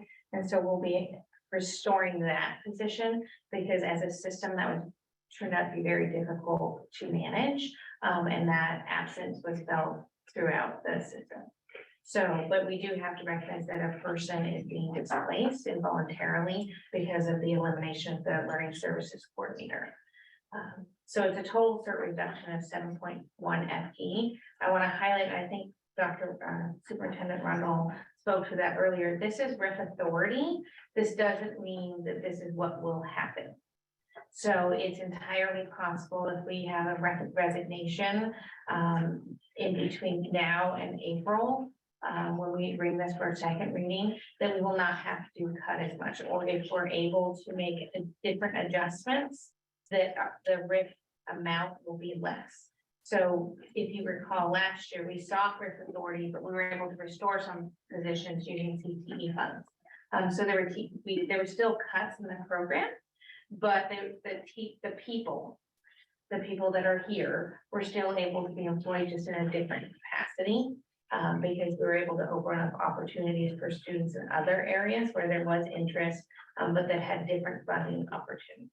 So, and same if we get more kids enrolling, and we have additional sections at our elementary school, that'll change what we need in terms of reductions, if we need reductions, or our specialists. But again, that's driven by student need, enrollment, and but we need to have the authority now because the deadline is May 15th, and we want to give plenty of time for the people who are impacted to give comment and for you to hear that perspective and hear the rationale behind what we're proposing. So I was actually one of the people who's like, oh my God, there's like cuts for people. I get it. I'm not making light of any of it. I was expecting a whole lot worse, to be perfectly honest. And, so I was asking those questions, and I think it's really important to hear and to think about. I understand why there's people that feel, not targeted, but, certain areas that have faced it before, and why do they have to face it again? And I would really like to know, the other impacts. And we work so hard on attracting new staff, young teachers, or new to the area teachers who look like our students. And I don't think that's reflected here on how much of an impact this is going to have on our staff. And I understand the difference between RIF in terms of, eliminating people who have an employment contract, which I know that's the difference, but I also understand why people are feeling kind of targeted, because we're seeing such a small number. And we're not seeing that big number of who also is being impacted. I mean, it's, I've gone through these before. I know how it feels. No one wants to be making these decisions, and we value our people. But, if we can say, like, I don't want to, I just think I'd like to see a more realistic number. Losing a job is losing a job, whether you have a 1-year contract or an ongoing contract. And I would like to know how much, what is it, like 9 elementary teachers who are on 1-year contracts who, this doesn't even count. Yeah. So I would just love to see, I know we only have to approve a RIF for this, but I'd like to see the impact on our staff. And in April, when we come, we'll definitely have that big picture, because it will also be a lot clearer as to exactly what that looks like in terms of who's asked for leaves or who's coming back from their leave. We know a lot of it, but some of those change, and we'll show what is the RIF versus what is the reduction. Okay. Because there is a reduction element to this, as we have classes that have gotten very small in some places. We might have a 17 or an 18 and 19 in one of our schools right now, or it might be 2 19s in 3rd grade. Well, when they roll to 4th grade, it's hard to fund 2 19s. And so there's then reduction there in terms of not being able to roll students up. So absolutely. And a lot of this, I go back to, what are the drivers and what are we trying to predict? We're certainly trying to predict enrollment. We're trying to predict what's going to happen in the legislature, and then predict what costs of our contracts are going to be.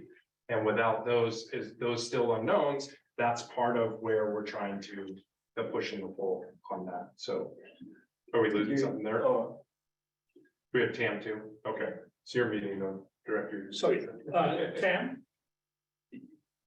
She hasn't spoken. I have a couple of comments, a couple of questions. So Fred, I really appreciate your presentation in reminding the community of the board's roles and responsibility, and making sure that we're paying competitive salaries to attract and retain faculty and staff. So that's really important. So and I also appreciate that you said that staff would not get the increase until there was a plan to pay back the $2 million. And so that was a really measured, and I really appreciate that strategy. And also, staff also be willing to, delay their pay increase during that time. So I think those type of things is really good reminders for community to kind of understand the cycle and the process. So I appreciate that you're doing that.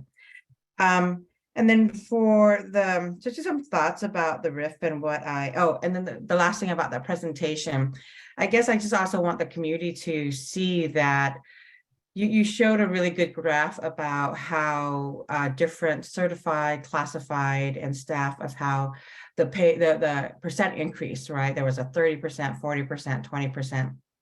And so it's a really good visual, but I also want folks to recognize that sometimes, even though we have a higher increase, it shows that these folks, like our classified folks, maybe have been so underpaid before. And so sometimes, they got a higher jump just to kind of get up to, that there is, when we talk about equity, there is a livable wage, right? And then how much do you make? And should our increases be the same rate? And so I guess when I see that, that there's this balance where you're looking at the whole district, and you should, because everybody who works in the district works for, that you're in charge and in care of their compensation and work condition. And so you should look at all of them.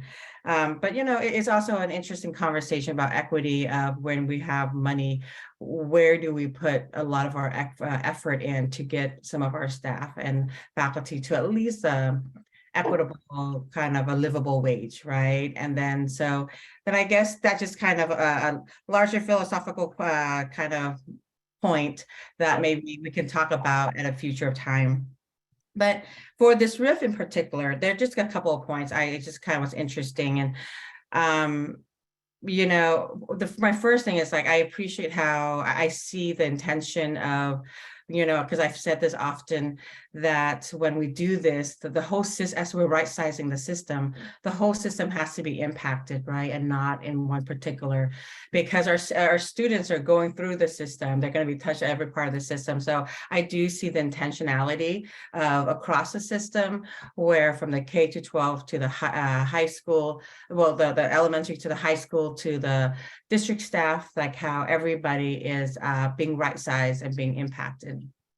But I guess, something to think about, just kind of like administrative staff who, whether we have a certain number of students, right, the role requires a certain level of work until they reach a critical point, whether you no longer need that role or not. So I guess that's, when I look at librarians, I see that too.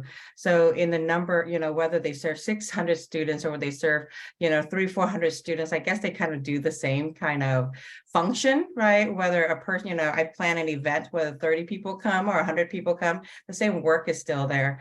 And so I guess that's, as we're making these cuts and, at the high school level, it makes more sense of these 0.3, 0.2, and I really love what I'm hearing is that, how do we need to do an audit of our high school offering, because everywhere, we're looking at to see how courses are relevant, right? Where can we combine them to be more interdisciplinary?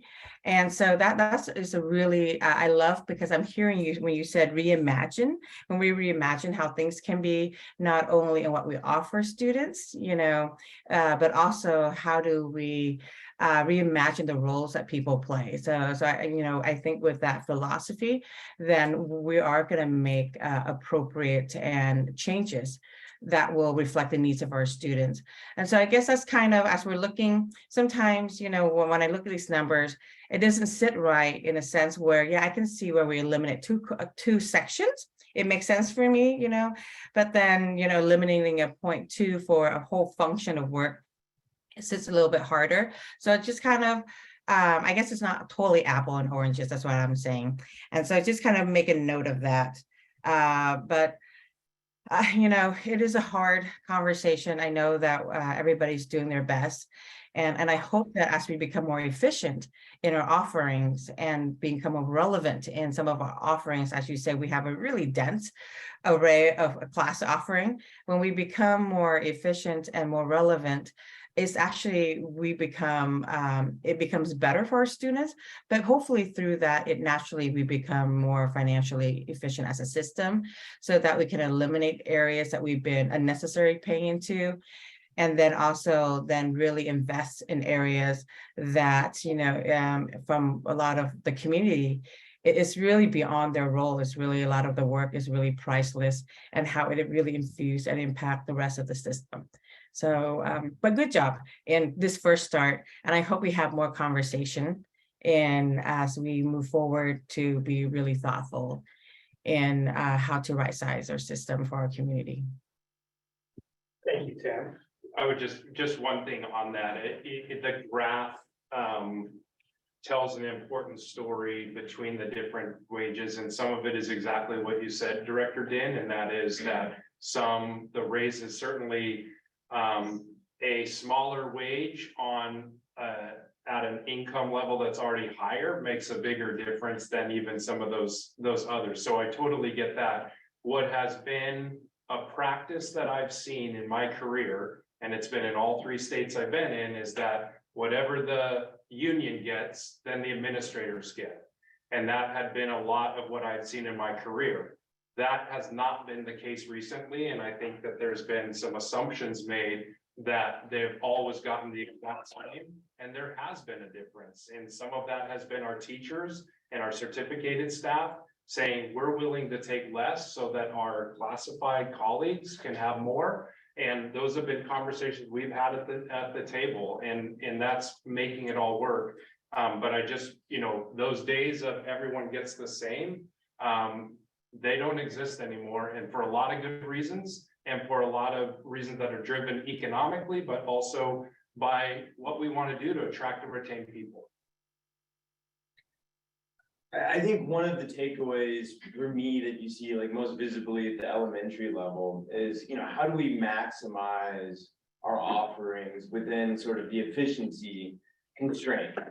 And, how that like hits the pavement, at the elementary is with specialists. I mean, as you said, at Lake Ridge, there used to be over 200 more when you were a principal. And so like how that works for staffing specialists, it looks much different in elementary school sizes that are reduced. And so an obvious, along with the $1 million, for each elementary school to turn, the lights on, is, taking a look, going forward, as I know that we will soon, for the long range committees, facilities committee. But these discussions, like, right, that maybe when you have the number of classrooms going from 24 to 16, they're not the same discussions when the number of elementary schools changes. and that staffing is more difficult. Just given, and then also, you know, in terms of efficiency at the high school, it's like how, you know, I think in the middle school too, we'll see this, you know, how to get creative in terms of with course offerings to balance having the greatest extent possible with making sure that there's enough students, and that when they're combined, it's not dilutive, but, you know, the net is a benefit for the district. Any other thoughts? I mean, I know how important those specialist classes are. I mean, I think in 4th grade, they taught us how to do Bollywood dance, and like that still sticks with me. And it was very important, but I can see the logic behind switching it when there is less students and there is less filtering, there's less classes per day. In terms of the classes in the high school, and you were talking about the every other year model, I think there's even some pros for students, because I think students can find our course catalog overwhelmed. And I think when students sign up for classes, they have so many options that it can be just a lot, especially for incoming 8th graders. And especially in this like business section, there's so many like nuanced business courses, but it's not really clear what the differences are. And so if we are able to cite those, maybe do it every other year or stuff like that, I think you just make it easier for students also. Yeah, I mean, everyone said it already, but there's no one up here that doesn't value what is done in the drama program or the home that it provides for students, or what is done in the libraries. There's no one up here that hates librarians or hates reading or thinks that is not that having a library in your own school that you can go to, at recess, that you can, you know, drop by and talk to the librarian, that you can ask questions to. Like, we all value that highly, and I'm really, really, really optimistic that I'm hoping, maybe optimistic isn't the right word, but I'm really hoping that you know, Matt and his team are gonna pull another rabbit out of the hat, at least a really small rabbit, and pull something out before we have to make these really tough choices, because like, yeah. I think it's important to note too, you know, these are courses or classes, right, for younger kids. We have this amazing foundation that our community supports all the time, but also gets to support next month. So if you haven't signed up for breakfast, please do. But, you know, I mean, there's nothing to be said that improv, it can't be a club where we have foundation for a stipend, or you know, there's book clubs at the elementary school and we ask schools foundation for a stipend. Like, there's ways that we can contribute to our community and provide our kids the opportunities that we want them to have. Even though the legislature isn't interested in taking up our concern about levy authority. You're saying to pay the teacher, to pay a Yeah, teacher. yeah, to pay people for work that they do with their children. So, you know, I know that's not a great solution, but, you know, I mean, realistically, our kids won't feel any different if they get to work with a phenomenal teacher, librarian, staff member, doing the thing that they love. They don't care what it's called. And we want to make sure that our staff is able to live this in the lifestyle that they should be able to. So I'm just, no, my frustration is that we're going through this again, because we were hoping the last year was kind of it, and then we, you know, the year before too. So, I mean, I raised the question and I asked Dr. Rundle this in private. I said, you know, is this really gonna be enough? In order to not have to go through this every year. It's just hard on everyone. And obviously don't want to lose people earlier than we need to, but we need to have that balance. So I just want to make sure that we're making really good decisions, that they're, you know, that we're doing it with our values, where it's, you know, student facing and it's, you know, long-term, and that we do it in ways that make sense. Because when you hear, you know, we have so many discussions up here about different courses that should be offered, we're not doing enough to prepare our students for the future. The only thing they talk about are the things that we heard about tonight, about performing arts, about their sports accomplishments. their relationships with people. They're not gonna come back and say, oh, that class that I took ninth grade. I mean, it might be a class that they have an impact. It's relationships and it's the opportunities, and we can provide those, and we're not gonna stop providing them. So I don't know. It's just these conversations are really difficult, and thank you. I just want to thank everyone who spoke tonight. It's hard to hear. It's really, really hard to hear because those of us that do this like to be problem solvers.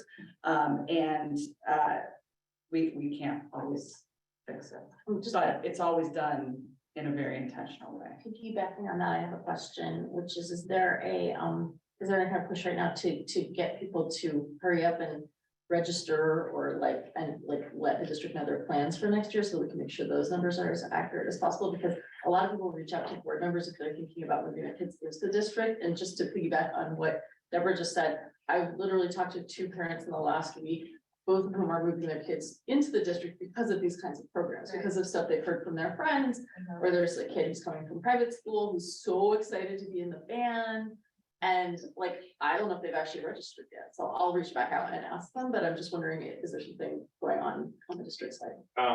From the registrar standpoint, I'm working with them, they know families who have preschoolers who are coming to kindergarten who still haven't registered, and so they're calling families to remind them.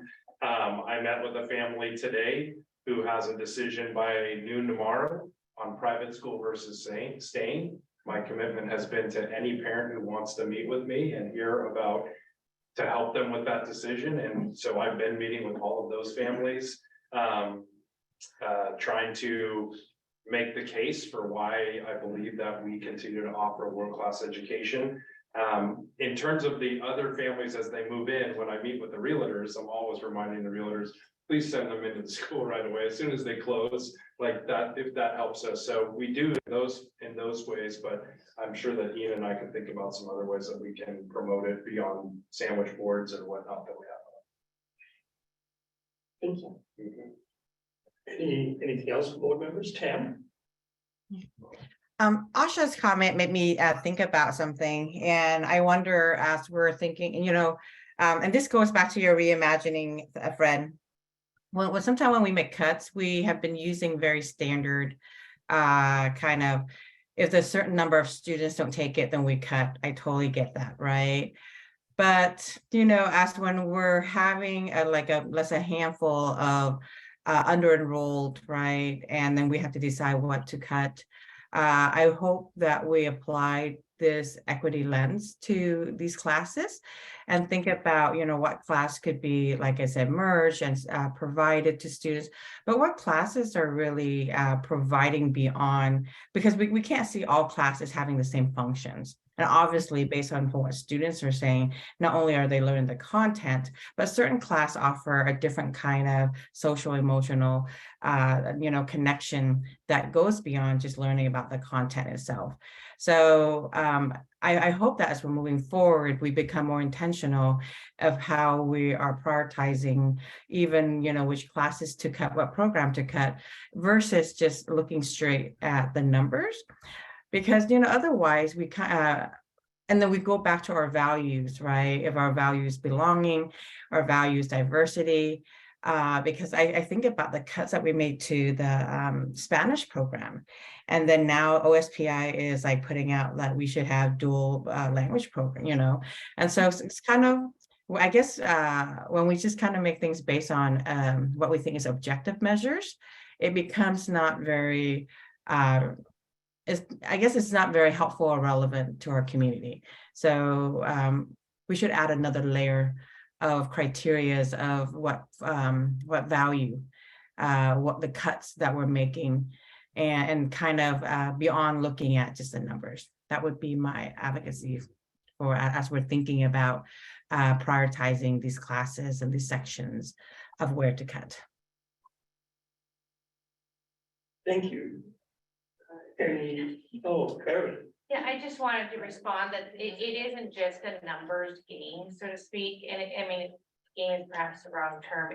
I do want to credit the staff members who have been working on it and the leaders of the schools who've been looking very carefully at the course catalogs. They are trying to like with, I probably didn't speak well in representing French when I was asked a question, but they're trying to ensure that there are places for all kids.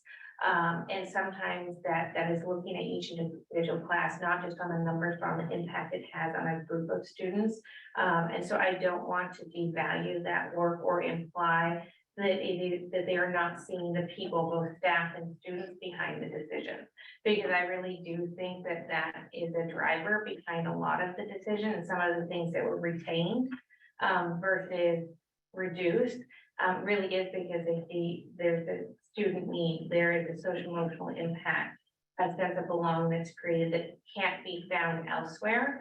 And so that makes that class, even if it's small, a priority. So I don't want to devalue that work, and to the extent that I sort of bungled, for lack of a better term, my response to the French question earlier, or in my presentation, I do want to emphasize like how complicated this is. First of all, because of our own relationships with the staff and students who are impacted, but just because of each class, each relationship means something to someone.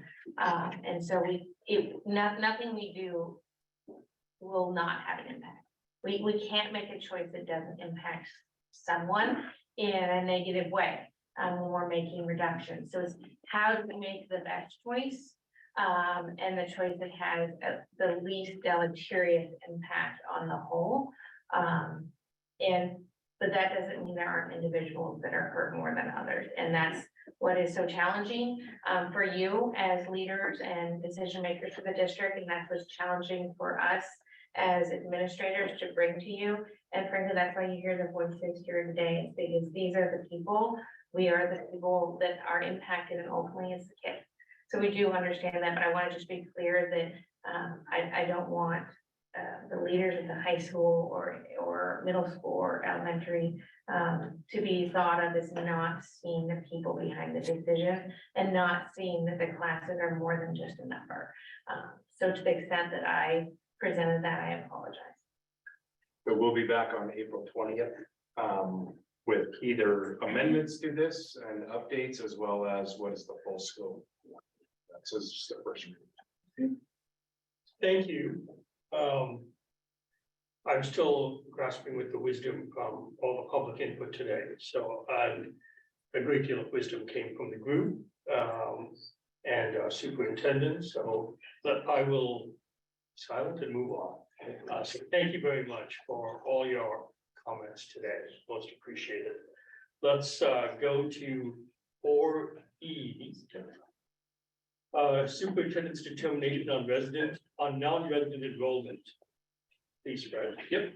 I think with all of the variables at play, that we removed a number of our portable classrooms off of our elementary campuses and thinking about overall capacity and all of the dynamics at play with the long-range facility plan and the committee that's going to do that work.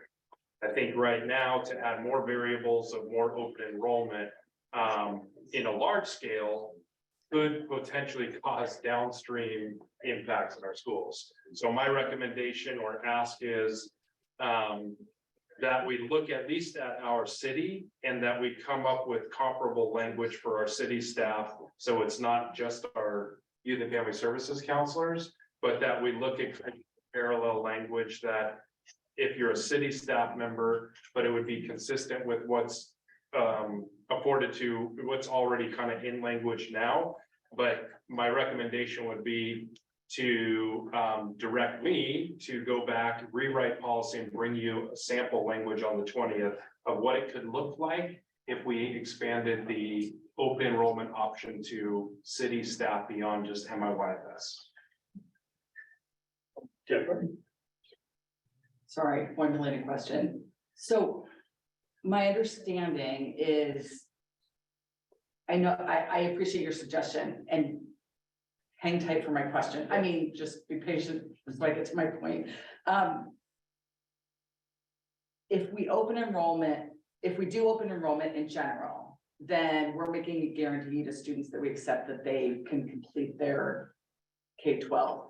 We at Mercer Island, right? can make some decisions on that. We still have latitude. We made that decision in the past. Okay, That doesn't have to be our decision necessarily going forward. So then- We could say just through elementary school, okay, if you come in, or just middle school, and then you have to reapply for high school, or we could say it's a year-to-year thing. Okay. So there are some things that we could do that we didn't do in the past. so I'm just trying to understand, I'm not suggesting we talk about that at all. I'm just wondering, when we welcome our staff's children, and YFS, is it only while they're currently teaching or working in the district, or is it throughout their career? Teaching in the district, unless they start to fall into the parameters, like they have a junior, and they can continue through their senior year. So there are some parameters around that, but if you separate from the school district, at that point, you know, if you have a third grade student, then that open enrollment doesn't continue into fourth grade. Okay. And I mean, we'll see it when you propose language, but I assume it will be consistent. Right. I have a question. Does opening enrollment to this limited number of kids that don't live on the island, does that, I don't have to quite how to phrase this question, does that impact how we can count our students for the levy? For levy purposes, because they aren't Mercer Island residents, or They still count on our levy. they still count on our? Yep. Okay. Thank you. Yep, because it's just total enrollment. So even our staff who bring children here, Yeah. they count towards our total enrollment for our levy. We should make that Thank you. criteria. Yeah. Just kidding. You know. More children. I have a question, Fred. Yes. So it sounds like so we're balancing kind of a measured growth, right? Based on open enrollment if we offer it to city staff. And I'm also hearing hesitancy or the current policy if is only allowed when they're working with us and they can continue another year. I guess what is the concern of if we take them in third grade, right? I can't imagine that we have that many people if we take them in third grade and they continue in fourth, fifth, sixth, middle school. If our intent is for us to have some extra revenue, but for me, it's also kind of an ethical thing. And we allow you to come in because it benefits us a little bit, right? But then when you're no longer, then you're done. So I guess, is it going to be that big, like a mass number of new folks coming in? And if it's not, why don't we let them go through the whole, is there a lot of turnovers? So I guess maybe those kind of numbers might be helpful, but just kind of my first reaction would be like, I don't know why we wouldn't allow someone who started here in third grade, made friends and continue. What are we losing, right? If we do that. So for current employees, school district employees, they're allowed to come to the district while employed by statute. So it's governed by statute. The other piece is just from an HR perspective, we are able to attract and retain staff because they want their children to be here. So if you could come and work here for 6 months, get your kids started and then leave, that would sort of mitigate against attracting and retaining. You might be able to attract someone to start employment here, but it would lose it as a retention tool.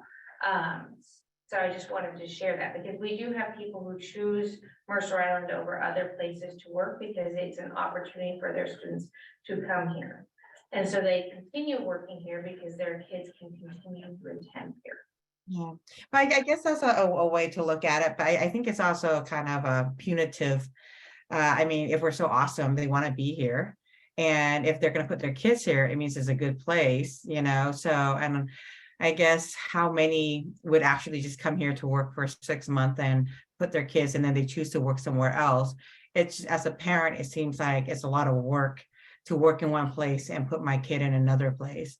Right. And if I'm not I'm at a school district, I prefer the culture or the work-life balance there, then it seems like I would want my kids to be at that place too. So I guess, yes, there might be some who might abuse the system, but for the overall thing, it just, I guess, when we're so limiting it seems like then, I can see for staff, like currently what we have for our teachers and things like that, but if we're gonna open it out to city staff.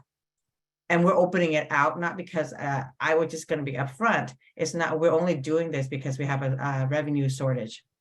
So it seems very self-serving, I guess, when we're like asking people to, now we're opening for folks, but we're limiting it, right? So just kind of think, I don't know, it doesn't feel good. So if there's any way that we can, use,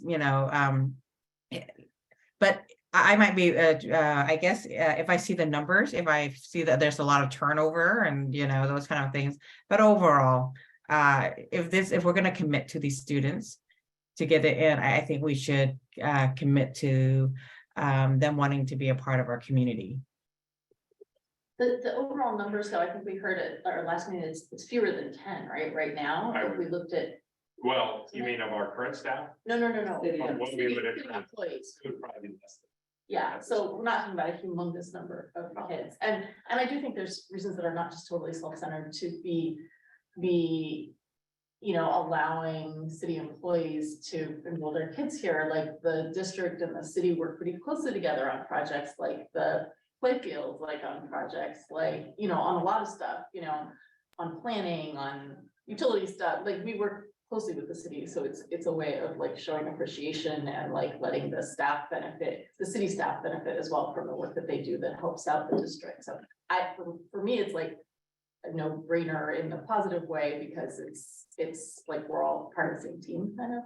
I agree, Maggie Ty. It's just like, because we're talking this about enrollment now during this time, but I totally agree with the philosophy that we should let, anybody who works here, right, to be a part of the community. Yeah, but just because, the reality is we're talking about revenue and how can we, then it comes across as. Sure. To me, it's space, it's not revenue. I mean, yeah, kids are dollars, but we don't look at them as little dollar signs sitting in chairs. They're kids, right? And if there's chairs, then let's fill them, because why not? So my understanding is when it comes to employees of the district, that's not just our policy, but it's required by law that we allow the children of those employees to attend school in our district if they so choose. When it comes to MIYFS, is that a gray zone? Is that required by law? Not required by law. That would be something that perhaps because of the unique relationship with our district and MIYFS is the exception above and beyond, what law requires when it comes to open enrollment. And so I guess I'm a little torn, as I understand the logical consistency of open enrollment for city employees. On the other hand, I question, is it that significant? Is it that meaningful? And then two, if for logical sort of philosophical consistency, I mean, should it just be government employees? What about any employees in the city? But then the question is, well, then that's a lot for open enrollment. And then there's questions, I think, to the community of, well, is this going to make the district accountable? Or, particularly with rapid transit, is it just, we need to be a better district than Seattle? And we've lost that accountability because we'll be able to fill seats. Because I presume we will be a better district than, I mean, no offense to those districts, but I think I can say with confidence in a lot of metrics, we're a better school district.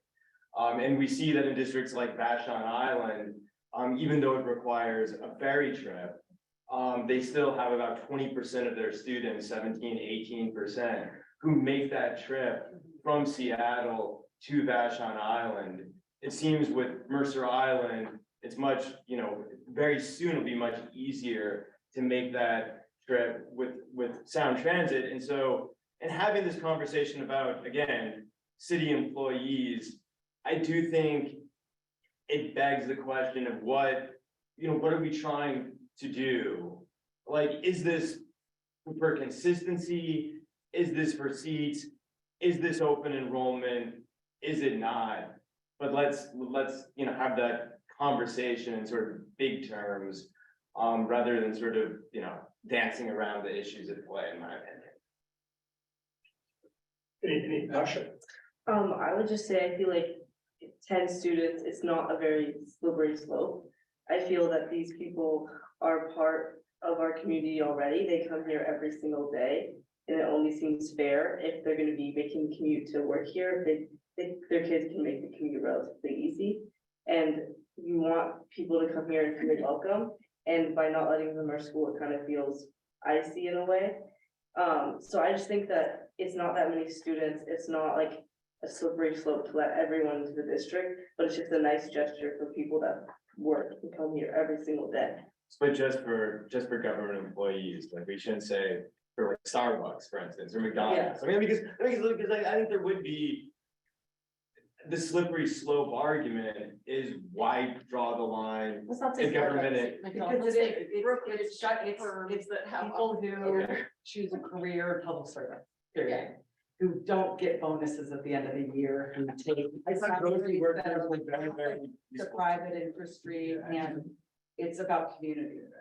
Well, I could say like some of the grocery workers that I have good conversations with in Med Market that, I mean, I interact with a lot too. I mean, I think on the scale of where we are, we have a situation where we kind of bifurcate our city because some of their staff members get a benefit, others don't.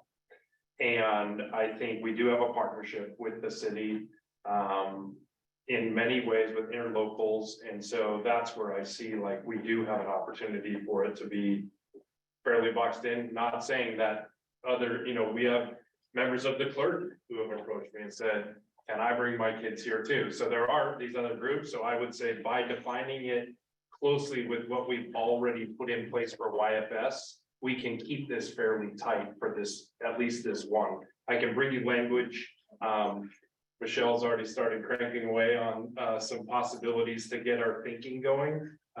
So that's what I was recommending, is that would be the only piece. I can bring you language and then you can have a more robust conversation.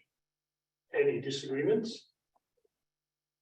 I think we're your language, right? And with that, let us move on to the consent agenda, I believe we're at. Yes, we are. So could I have a motion to approve the consent agenda? So moved. Seconded. Thank you. All in favor? Directors? Aye. Against? That passes 1050. Superintendent announcements. I think mine will be probably part of I'll piggyback on the legislative things. And so as far as announcement goes, just remember that we have a bit of a run here before we meet again officially on the April 20th. And so, if you have questions along the way, don't hesitate to reach out. Yeah, plenty going on. Okay, and legislative. I don't really, I mean, it's just bad news with nothing moving forward at this point. I listened to the update today and it was a half hour instead of an hour, and it's just frustrating. Right? The revenue forecast did start to come out, so I think it was on the 20th. That revenue forecast council finally kind of came up with their numbers. The numbers that they had put out was, in the 21 or the 19 to 21 to 21 to 23 biennia. They saw growth of 20.7% in this next biennia. They're thinking as we head through 2025, it'll be closer to 2.4%. So I know that's what's got a lot of the legislature's attention and feeling like they need to really scale back on things because they're worried about slow growth. And I think that's what's driving some of the uncertainty down there. I'm pretty frustrated to see that in the report about the IPD. I mean, I just don't get it. Isn't it supposed to have some correlation to inflation? Yeah. I mean. Sorry, nothing wrong. Thank you. I hope everyone is gonna go to one of the DA2 regional meetings. First one's next week and in Shoreline. And then the third week of April, there's one in Auburn. Is anyone else going to the Shoreline one? I am, and are you, did they? Yes, I think you and Andrew are going to be a part of the panel. Yes. Up there in Shoreline. And they want a board director to do it with them.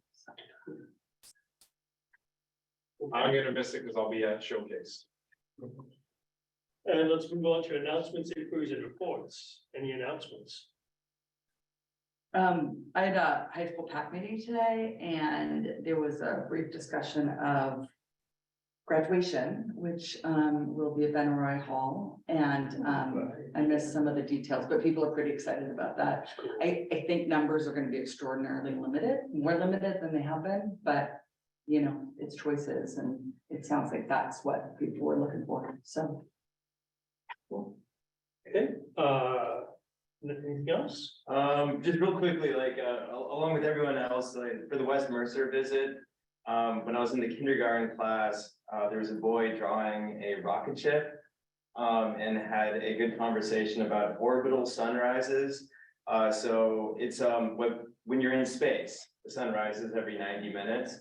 And there's a podcast by John Green, who's the author of Turtles All the Way Down. It was a phenomenal podcast called The Anthropocene Reviewed. Many are all I think are very engaging. Many are like definitely student appropriate. And the one on orbital sunrises is phenomenal. So I would encourage anyone to check it out. And also The Anthropocene Reviewed. And for the time with that rocket. Yes. Shot off the 3D printed. That's right. Metal rocket. For anyone who's into rockets. Cheers. And with that, do you have a motion to adjourn? So moved. And a second. Second. All in favor, Asha? Aye. And directors? Aye. Aye. And with that, we are adjourned. Thank you very much. Thank you. Oh. Pay for it? All right.